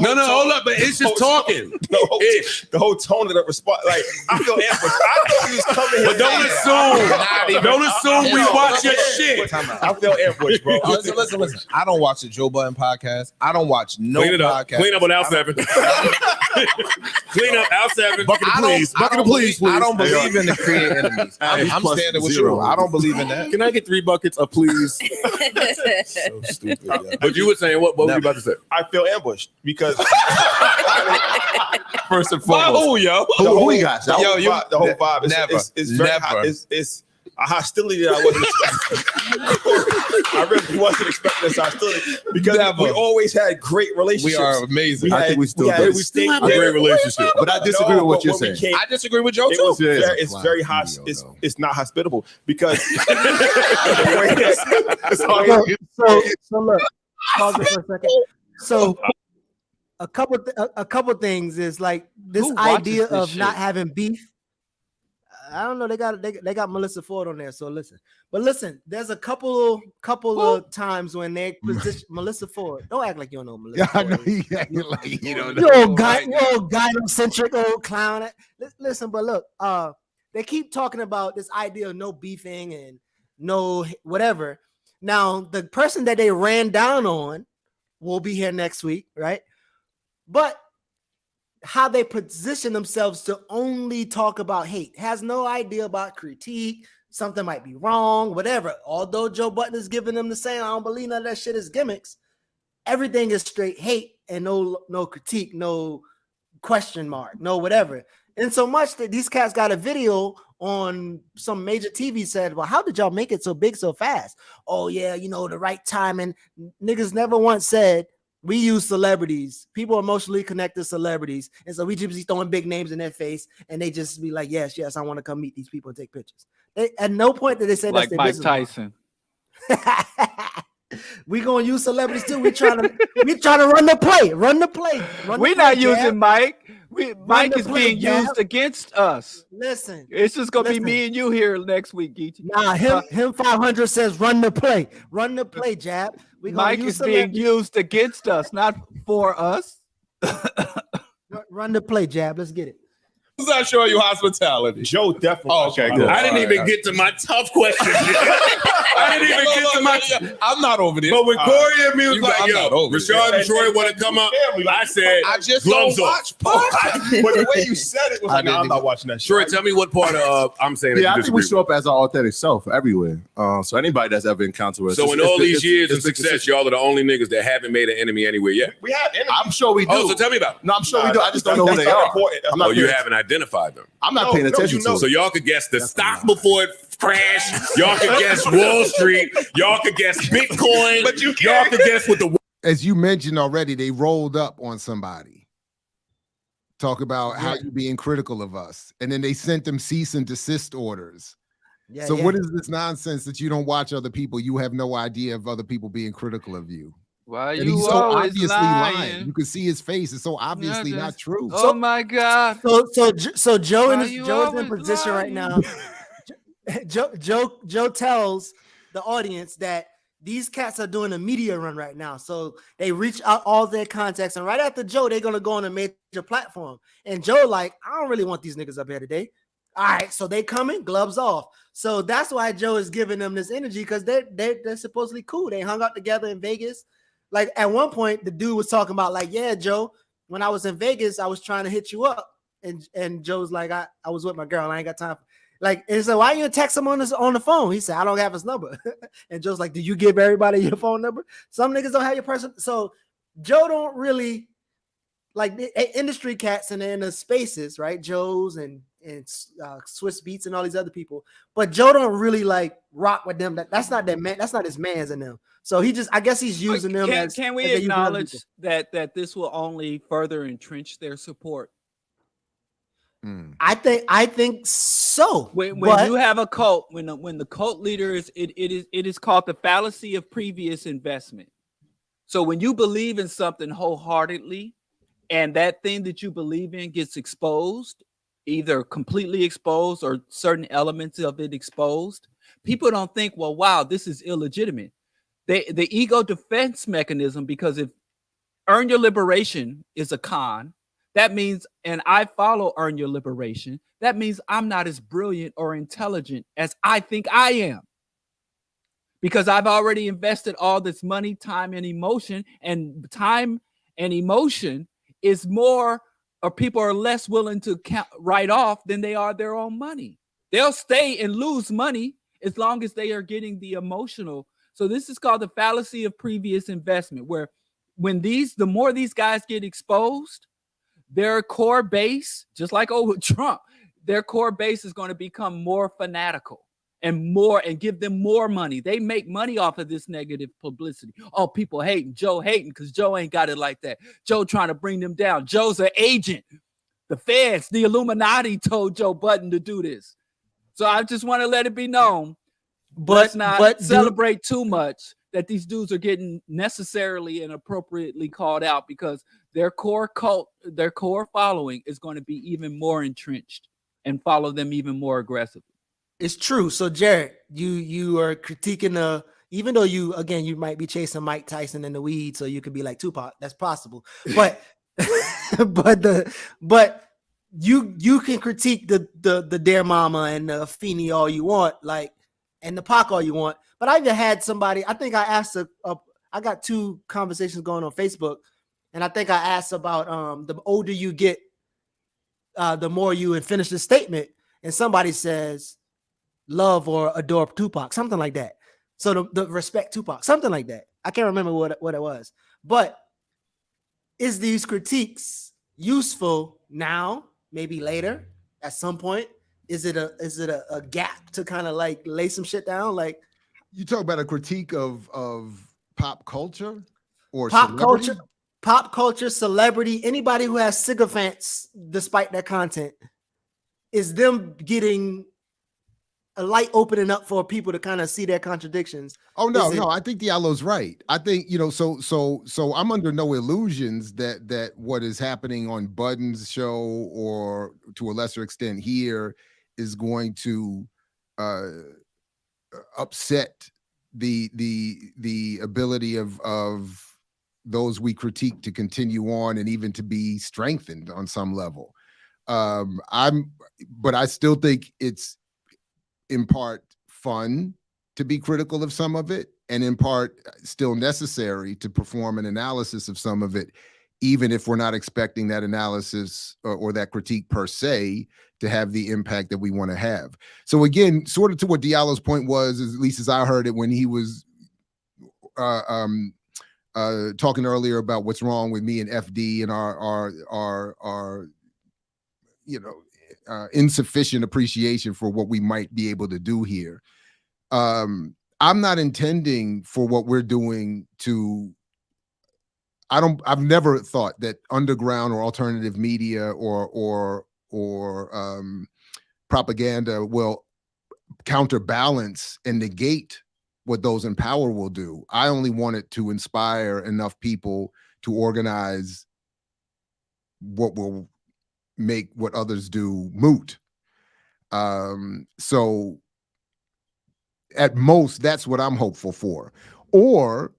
And I always do remember the story that PBS did not allow Mabel Williams to put in their version of her story with Robert. But in the original, Robert and Mabel Williams always were reminded of how one of Ho Chi Minh's generals, who had determined to lead the Tet Offensive, had been inspired in part to do so by something he read in one of their guerrilla newsletters and Radio Free Dixie broadcasts in advocating urban guerrilla warfare. And that's what they claimed when they met the Williams, that the Vietnamese took as part of their array of inspiration to lead the Tet Offensive and come out and attack the cities and turn the tide of that conflict. So at most, but other than that, anyway, so that's what I'm saying. I don't, I think Diallo's right. They were already using this as content to strengthen their relationship with their audience. And at most, people will say, why is Budden hating on them? And blah, blah, blah, blah, blah, blah, blah. Even the dude that made one of the videos you sent us talking about that said, something like, I know EYL and them are not this and that, but they've done a lot of good things. They helped me and I've learned a lot from them and da-da-da-da-da. And I don't, so what do you think? So it's one of those things. So, that's what I think is, Anyway, we're gonna push play some more. I mean, I guess if he, I mean, play the other one. Yeah, you can play the other one. And that's the difference between having a support base and a cult following. That's the key difference. All right, here we go. Here's this other clip here. In Chicago in October, but we ended the year in Ghana. We did Toronto. Like if y'all can't, we did Toronto back-to-back show. Shout out to the host of the year, Toronto. You was here, so we didn't get to have you up there. But next time. Yeah, for sure. Next time. We going back. We'll tell you the details on a little bit. On a serious note, hold on. Let me just say the Ghana thing, because Ghana's important, right? We're bringing Market Mondays to Ghana. It's December, right? December, yeah. So that after Christmas, so the 27th, we'll be out there through New Year's. So it's important, right? Like when we talk about world domination, on a serious note, it's like, finances is a world issue. Then we're gonna be in Chicago. World domination. And I let me just, the whole shit is school. Like financial capitalism is literally obscene and absurd, and a lot of practices that are going on within the financial community were just within our lifetime, they were illegal. If not for the reforms brought by Reagan and then the Bill Clinton administrations, a lot of shit that's going on, it's not that all of a sudden it's like We got more billionaires now than at any other time in modern history.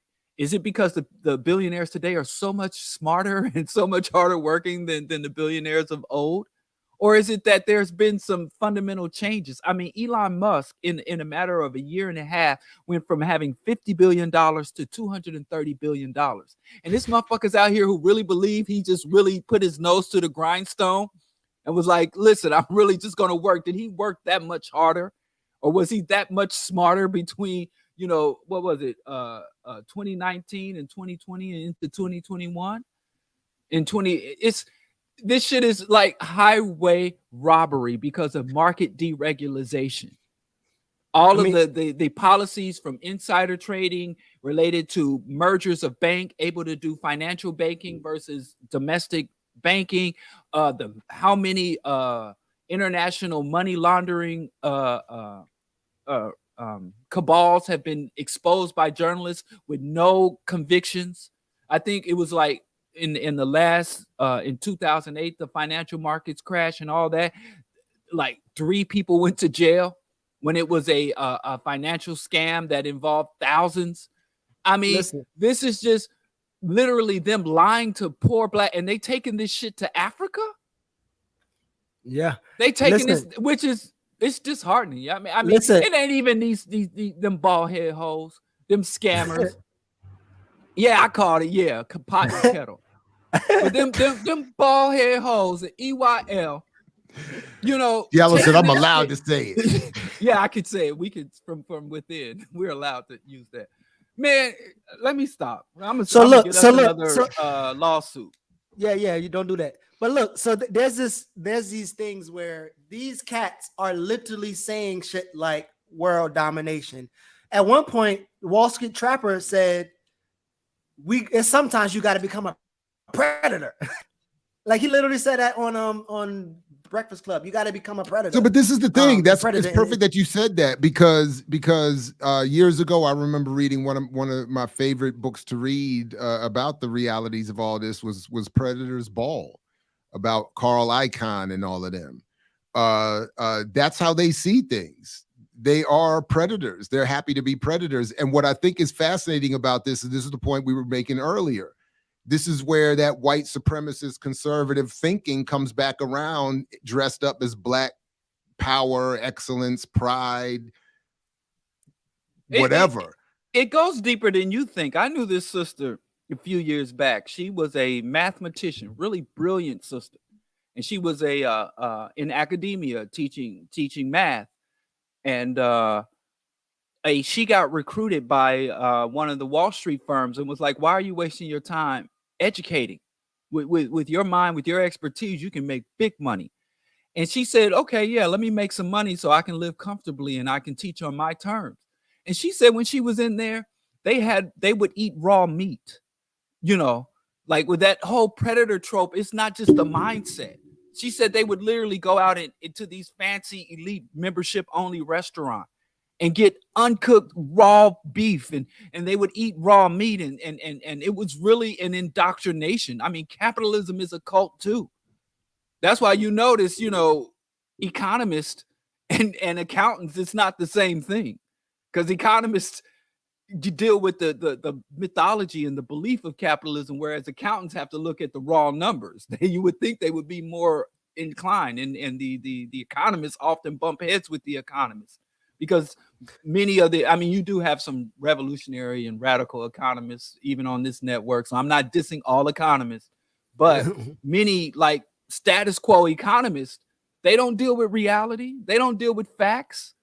They don't deal with real world impacts and consequences. They call that externalities. They literally said the real world impacts of economics, the pollution, the diseases, the ecological collapse, those are called externalities.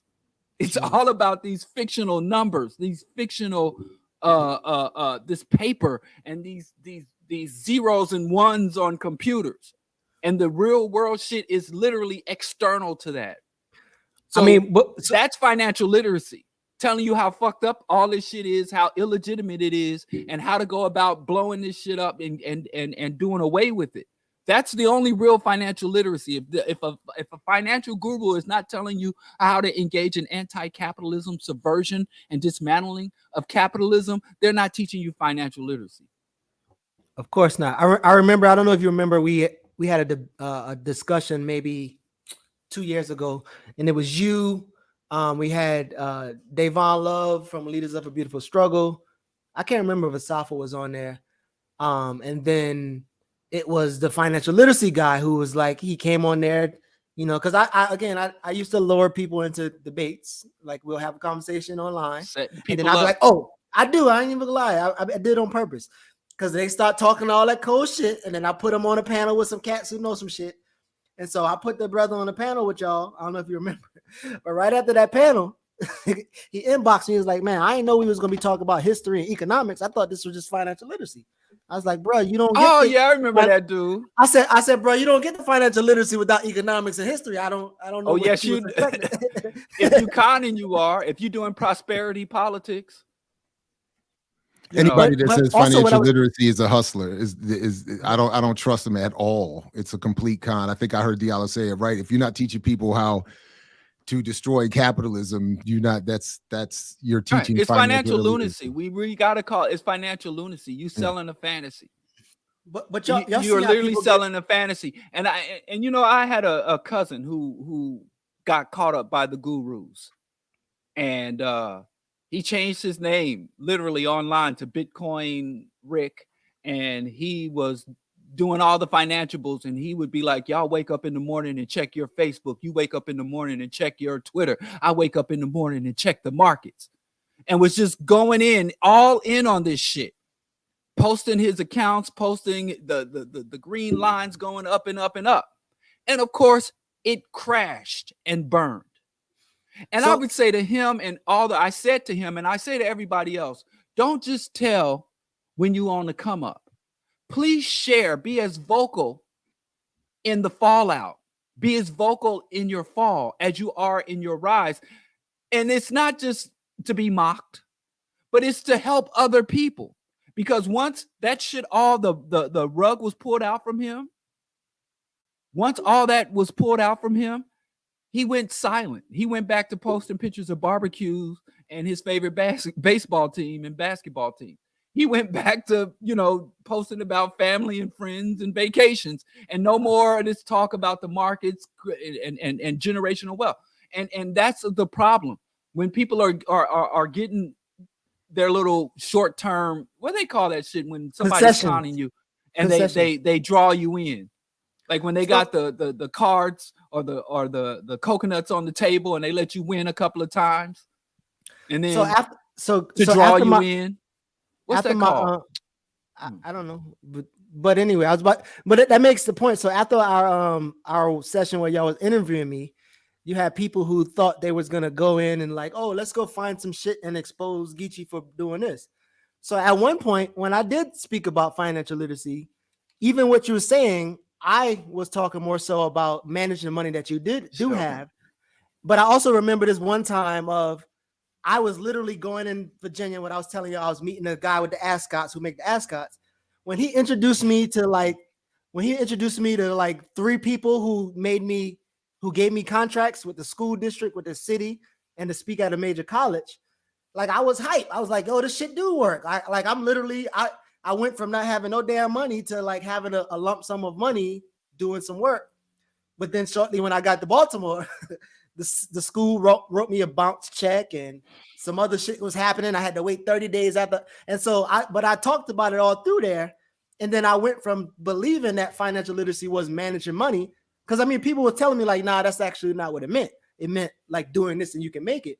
So how much people do you believe actually know it's a grift versus the people who might just really believe that shit? Like you got evidence that the shit worked for you in some kind of way. So how much do you think is like straight grifters and then maybe people who scarily believe the shit? It's hard to say for me. Honestly, I can't always tell. And that's why I in general, just try to judge the actions, the behavior, the argument. but because I do know people will believe it. They do get caught up in it, and then it becomes like a core part of their belief system. They have to believe it. But I don't know. I would say the congregation really believes it, but the ministers in the pulpit know it's a scam. I think it plays out the exact same way. So I think the gurus at the top know goddamn well that their wealth doesn't come, and I'm pretty sure they're not overextended. And even when they're in the markets, they get out before it pump and dump. So before the crash, because they create the inflation and they create the decline, the deflation. So I think the people at the top know it's a scam. Elon Musk knows that his wealth is not in entrepreneurship. But you're skipping a layer. You're skipping a layer, though. I'm not talking about the people at the top. Obviously, they know, but I'm talking about the easily disposable hustlers. They know too. They know it's a scam too. And you got to say they're at the top. It's several tops. Pause. It's several. It's several. So I'm not even if you look at like Earn Your Liberation, people making money off of selling the myth. So TD Jakes is not the Pope, but he's at the top of somewhere. He flipped it in his own mind. He can't even say this. I think he keep trying to throw us under the bus, like because he doesn't see you got a little weed card. Now we one of them. Oh, I see. God, yeah. God damn. I'm saying you can critique TD Jakes and critique the Pope. They both got running the same scam at different levels, right? So it's the same thing with TD Jakes is floating closer to the top. I'm talking about, like, for instance, every week there'll be a new financial literacy brother. Like, for instance, the brother that I had you on the panel with, he's not Rashad Dem. He's somebody who actually might believe that, like, he's in the congregation. He's in the congregation. Oh, okay. Is he not in the congregation? I mean, yeah, maybe. I guess so. He's economically and positionally he's still there, but that don't mean he's creating a platform. He got money. Ooh, he got money. I don't know. I don't know where the money resides in his. So you don't know. So if he ain't got money, I'm saying the congregation, the people in the congregation are the true believers. The people in the pulpit. It ain't just the preacher. It's the deacons. It's the choir director. The people up behind talking out to the people. So I just, from a rough assessment, because like Jared Ball, we can't get into them heads, right? But just from the way the shit plays out, you often, when you look at what's really going on, you'll find, like they said, the very people out here telling you to invest, they're not investing. They're not making money from investing. They're not doing the thing. And there's another guy that predates a lot of these guys. If you really want to know where these hustlers come from, look at a guy named Dave Ramsey. Yeah, they know. He's one of the guys that has merged capitalism and Christianity. So your core value system, you can be a money-hungry parasite and still be a godly divine creature at the same time. And Dave Ramsey has his path to wealth and financial peace through the Prince of Peace. And whenever he is scrutinized, they find that the advice he gives is not the advice he lives. Yeah, so I'm pretty sure that EYL is not making money through engaging in the literacy they promote. They make money selling it.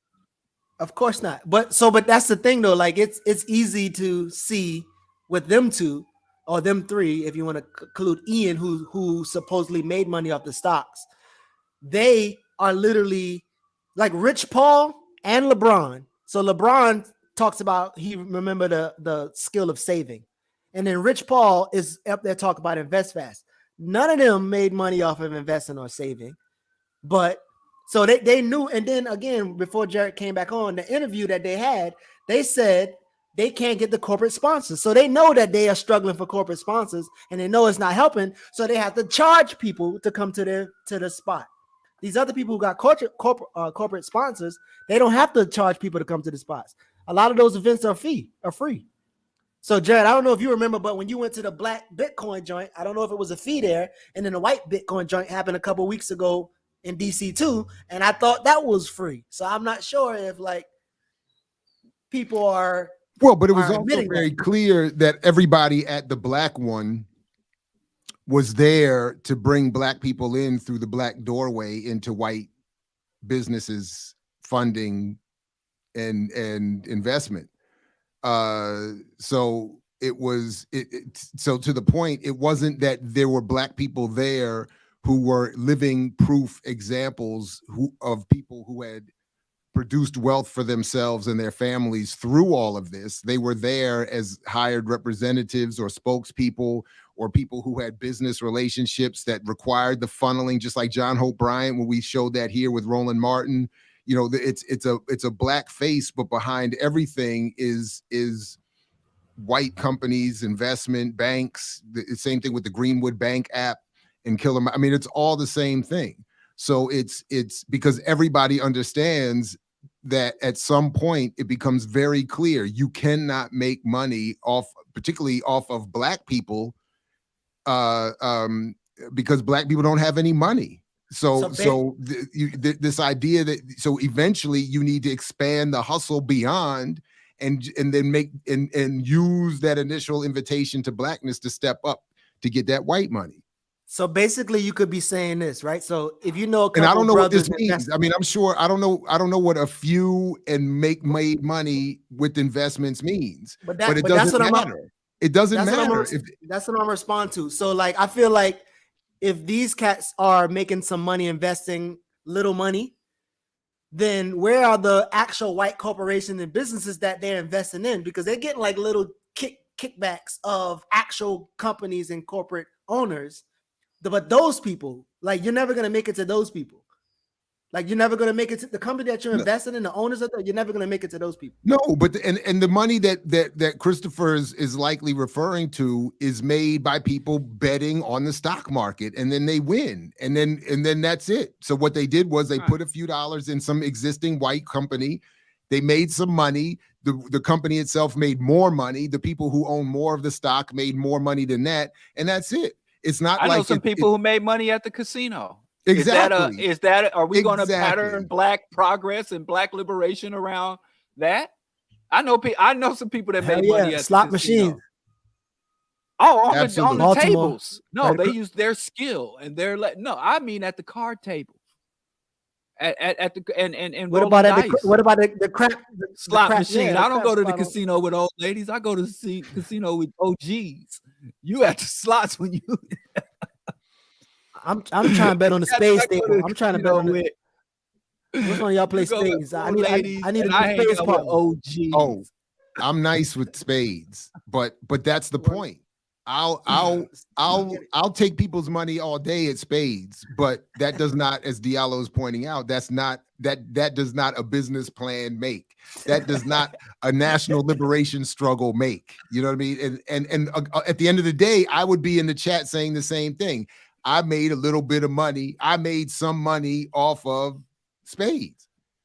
That's just interesting. There's the guy, I can't remember his name. He's from Charleston. It's crazy. And his movie is on Netflix. He joined the John Brown crusade. Stevens, I can't remember his name. He's from Charleston, but it's an enslaved person who fought back and pretty much joined John Brown.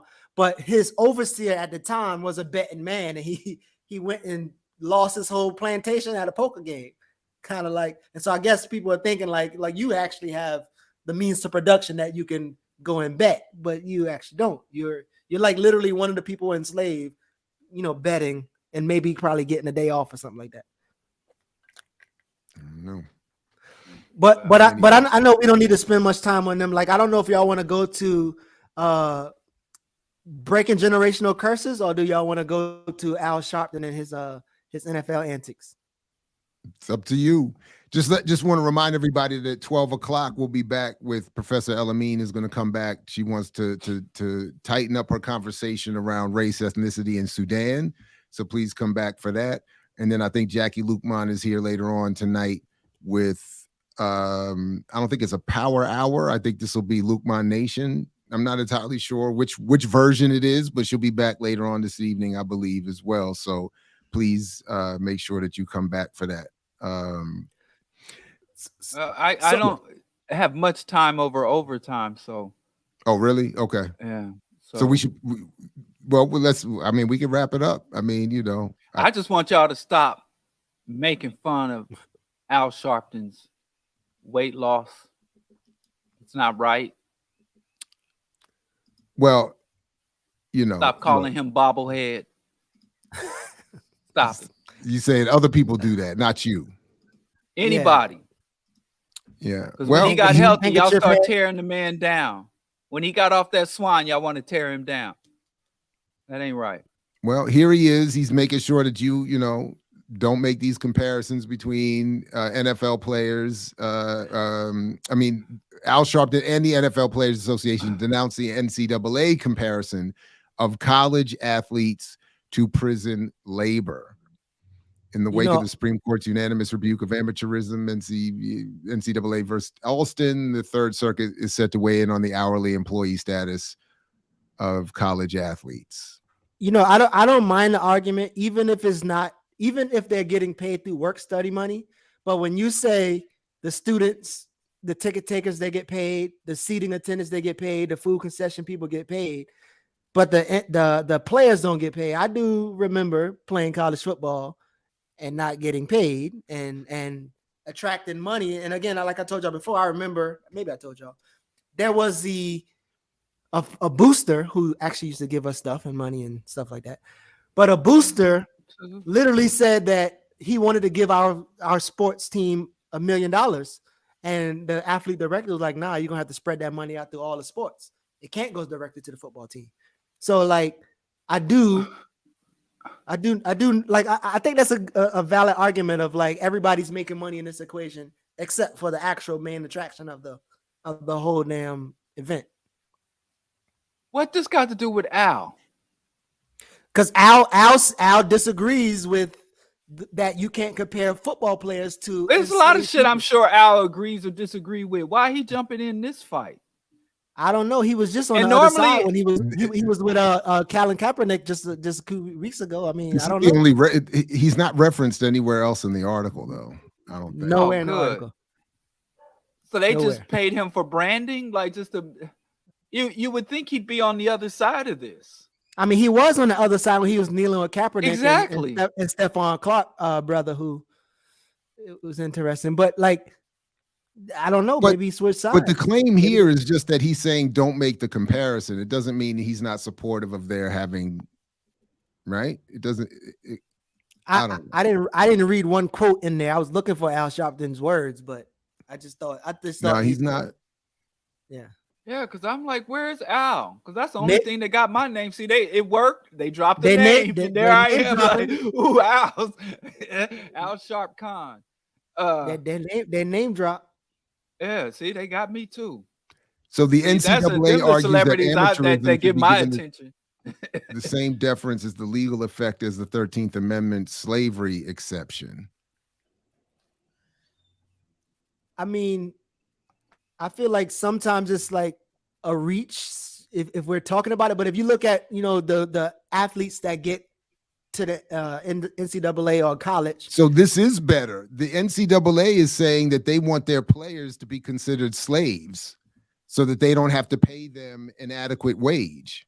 That's what I was about. That's the point I was going to make. Because when you look at it, like neither slavery and involuntary servitude, except as for punishment. For crime. So the only way that you should do work and not get paid is you did some crime. So I got you out of your ragged ass neighborhood. And that's the crime.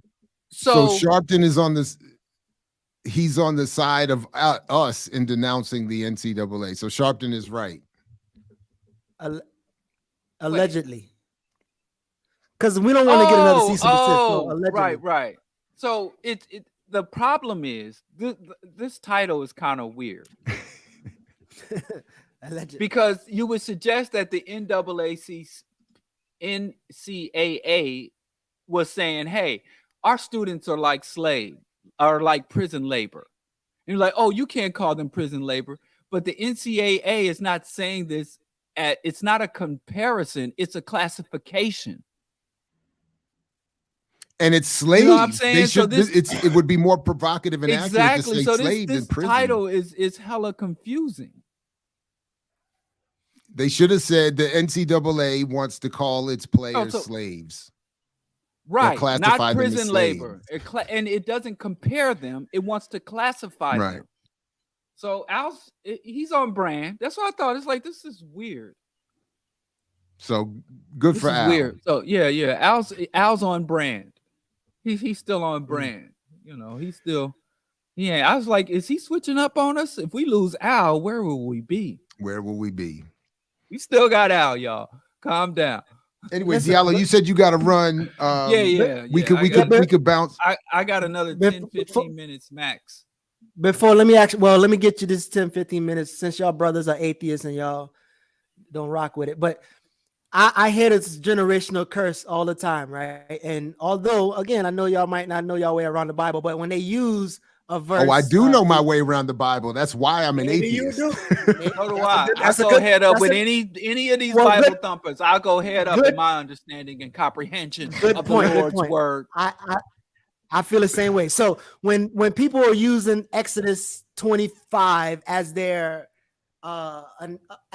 confirmation of why they need to break generational curses, they don't read Ezekiel 18:20, which tells you you're not responsible for other people's sins, or they don't read the couple verses later, verse 12 or 6, that kind of talks about it. So when you're hearing this idea of generational curse, which normally comes into this negative anti-poverty rhetoric and some other, well, not anti-poverty, but blaming Black people for their poverty, how do you code this idea of breaking generational curses? Some people conflate trauma and curses together.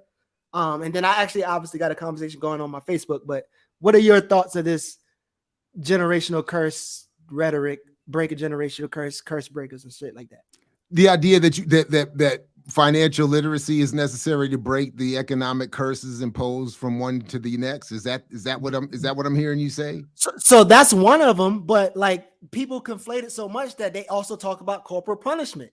I'm not going to beat my children. They might talk about alcoholism or whatever. It's all together. Like my parents did some fucked up shit. To me, honestly, it almost sounds like we're not our ancestors. You can get these hands, and then they go take this non-confrontational response to the actual source of their frustration. So it actually, to me, it sounds like it means any and everything. But when you hear it, or if you hear it, how do you hear it in terms of breaking generational curses that your ancestors or elders did wrong and you're correcting it in your lineage or purifying your bloodline per se? I wouldn't say it that way. I would probably, I think of it more in terms of our ancestors suffered under conditions that made their choices more limited. We're also only hearing versions of what our ancestors did and only selective stories. We're not always getting the full panoply of what ancestors' behaviors were. And we often get dominant narratives imposed on that as well. You know, that was the whole point, you know, talking last week or whenever we were talking about or wherever it was, you know, the whole thing of, you know, some of us some of our ancestors were proudly working people. We weren't all kings and queens. Some of them were actually just working, decent human beings living in the community. But anyway, my point is that, so that would be my thing. But at the same time, so I would say, look, there are things we can advance upon, that we can progress upon. We don't have to do everything that they did. We can advance and change up our choices without being disrespectful of the choices and decisions that all of them made at all times. That would be my thing. So that's it. So before you go, Diallo, like the breaking generational curse never comes in the form of, well, my family were apolitical, or my family wasn't politically organized, or my family didn't have radical politics. Right, so I'm going to break. Because people that intelligent don't use that such. Here's the thing: what this notion and this trope of generational curses, it turns institutional or collective oppression. It gives the false idea that individual actions can overcome collective or institutional oppression. So I come out of a race that is oppressed as a race, but I, as an individual, have gotten a degree, have bought a house, have better ways of engaging with or relating to my children or offspring. And thus I've broken a generational curse. There's two things with that. There is no individual coming up out of. So you can reposition yourself on the plantation, but the plantation system is still intact. So that would be akin to a field Negro, you know, learning to play the fiddle and get invited into the house to play the fiddle at the masses banquet. and plays the fiddle so well at master's banquet that you're able to stay in the house full time, and you become a waiter or or the personal attendant of the white master, while all those who came before you are still in the field picking cotton. So you broke a generational curse when you've just repositioned yourself within an oppressive system without in any way challenging the oppressive system. So that's the rhetoric around breaking generational curse. And like you said, I've seen people secure their bachelor's degree and say they broke a generational curse because they're the first person in their family to go to college and things of that nature. It's absurd. And there are people who truly believe on the other side of that there is some otherworldly, supernatural, magical component to the condition of Black people. And so when they say they break generational curses and that they've overcome the shame that or the scourge that has afflicted their ancestors in every way, it is not a curse in the traditional sense of magical supernatural, and it's not a curse in a sense that you as an individual, having achieved something that was deprived your family or your people over several years or decades or generations, is not not overcoming a curse. What you should look at it is, I'm in a better position to resist. I'm in a better position to aid. I'm a better position to navigate. But those things aren't as glamorous, don't sound as good or triumphant as saying I broke a curse. There are no curses to break, number one. Number two, your personal, individual, isolated achievement or success can be celebrated. Can be acknowledged, but it cannot be expanded to falsely assert that is evidence that some grand conspiracy that's leveled against our community has been broken or upended or reversed.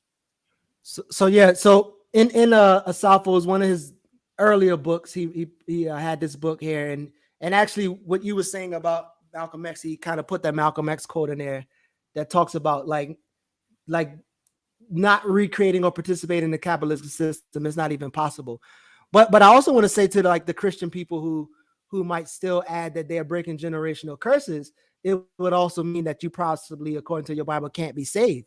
Because if Jesus paid it all and sin has washed the crimson stain, how the hell are you still trying to break curses and break the sins that your Savior already took care of you? So I think, to me, and again, I know people now saying, oh, it's not religious anymore, but like we was kind of talking about earlier, people leave their religion and kind of bring the other stuff to their secular or spiritual spaces, and it's still kind of rooted in the same idea of like, I need to fix us.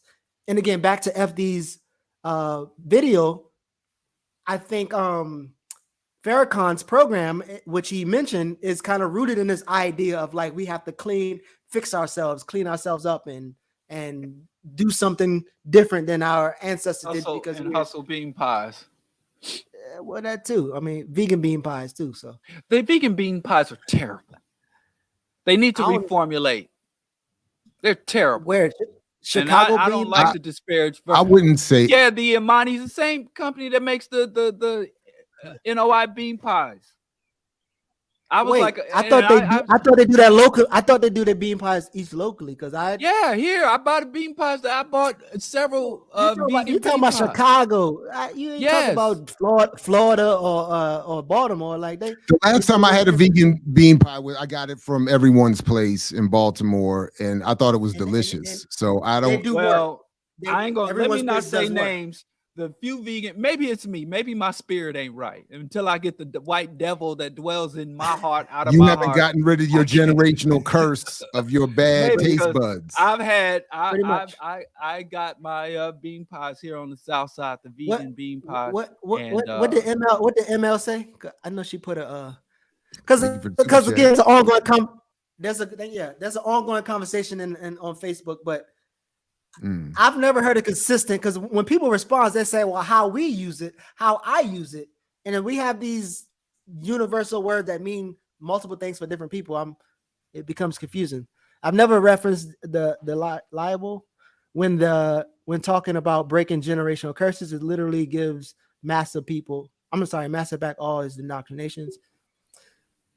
It has nothing to do with who they are called. I don't know about that. Like I think the whole concept of breaking generational curse based off of how it started just comes from there.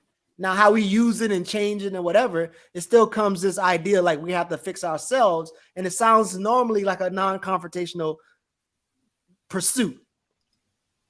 Like, you know, again, I don't know that Farrakhan and them has concluded that after we get ourselves together, we're gonna take down NATO and take down that's Allah is going to do that. It's an apocalyptic curse. Their ultimate solution, and the reason they tell you to clean yourself up and to conduct yourself properly is not so that you can oppose the devils. It's so that you do not also incur the divine wrath. So it is an apocalyptic cult. You read their literature. We are to conduct ourselves as proper girls and proper men, Muslim girl training and all that, how can you worthy. How can you tie that to the spiritualists and the other people, non-religious people, now people who are tarot cards and your orishas and African, like tied to them as well? Like, is it also true for them too? I know we can give Farrakhan. Is what true for them? What you're saying about what Farrakhan? No, not all religions are apocalyptic. Not all beliefs in spiritual systems have this notion that there's going to be this ultimate justice that's going to come down. Some religions teach that you have to cultivate yourself and you have to overcome certain internal conflicts, wants and desires and fears, and that you are to reorient or refocus yourself. And if you reach this certain level, you'll be able to go on to Shangri-La. And if you don't fully cultivate yourself, you don't go to hell. You're just reborn to have a life experience. There are several different, but the Abrahamic religions are apocalyptic. So Islam. Why I gotta be intoxicated just because I'm quiet and happy? I'm fine. I have imbibed nothing today. Listen, them gummies, the gummies or that infused wine when it kicks in. No, the reality is edibles don't do the thing for me very often. It takes more than I can afford to eat. Oh, okay. So don't bother me. Anyway. So anyway, yeah. I do have issues with spirituality, but I call spirituality religion for lazy people, because the people who they tend to just kind of pick up from everywhere. You know, you have somebody, I'm spiritual, and you go in their house and they have an Orisha or ancestral shrine and Hindu chimes and so I heard Jewish symbols, and you know, they're all over the place. I heard a popular African-centered looking Hebrew Israelite Christian saying that God promised you not to be the borrower, but the lender. God is going to move you into the lender space. And I'm like, okay. Yeah, so exactly. Now God says what you want him to say. God just told me, put it on my heart to tell everybody to support Black Power media, make contributions, help to sustain, you know, independent Pan-African media. The Lord just put that on my heart. I had no intention on saying that. Amen. Pass the plate. So they want to have Black businesses and not just go to the white businesses, and they should have. See, in the world, the Lord works in mysterious ways. And here I am, an atheist, and the Lord speaking through me. Come on, man. We're trying to get our Black business up, shorty. All right, good people. Well, shout out to the remixers. Somebody asked. What happened? Somebody asked. Oh, wait. No, what is... Oh, somebody asked about... Yeah, I made this myself. So, yeah.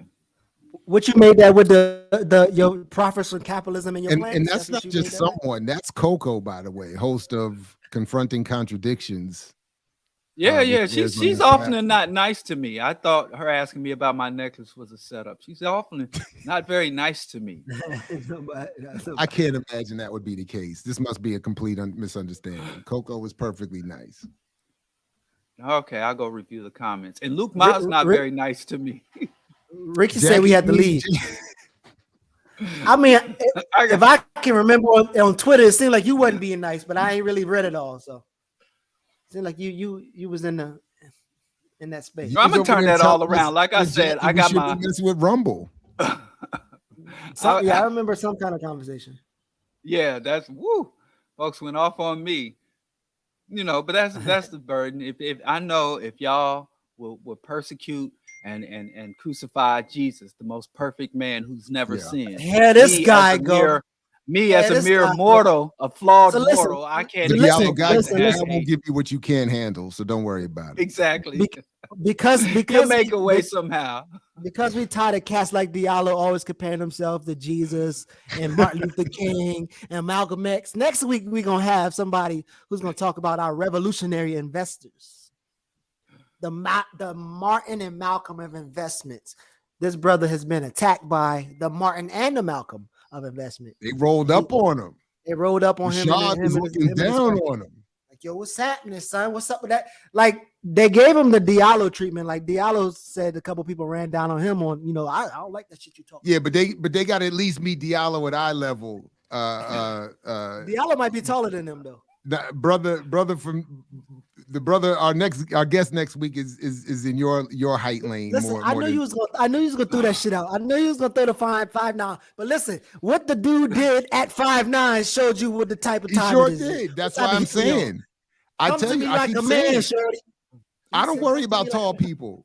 It's that low center of gravity. That's the problem. I listen. I know. I don't mess with heavy dudes. I don't mess with short dudes. I wouldn't mess with our guest next week. Even if I did look down on him, I wouldn't mess with and that's why they did. They backed up off him. They was like, I just didn't like what you had to say. He was like, well, what you got to say? They was like, Kevin Hart. That's our guest next week. It's close. Come on back.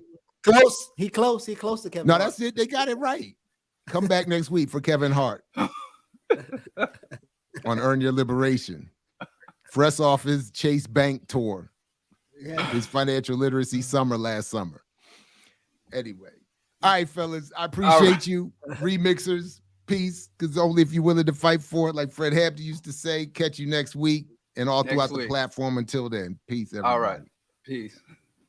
They say when you wear Black Power Media gear, you can accomplish anything. You can play any and every position. Coaching, to kicking, to receiving, to running and juking. And, oh, my goodness. I see that again in slow motion. Get off me. And you're going to have a lot of haters coming at you, but what you got to do is you got to shake them off, and get to your goal and accomplish it. And when that's done, it's a beautiful thing. I'm talking about going hard, extra, for that extra point. And when it's done beautifully, you talking about touchdown. Oh, and the crowd goes wild and they're celebrating with you and everything.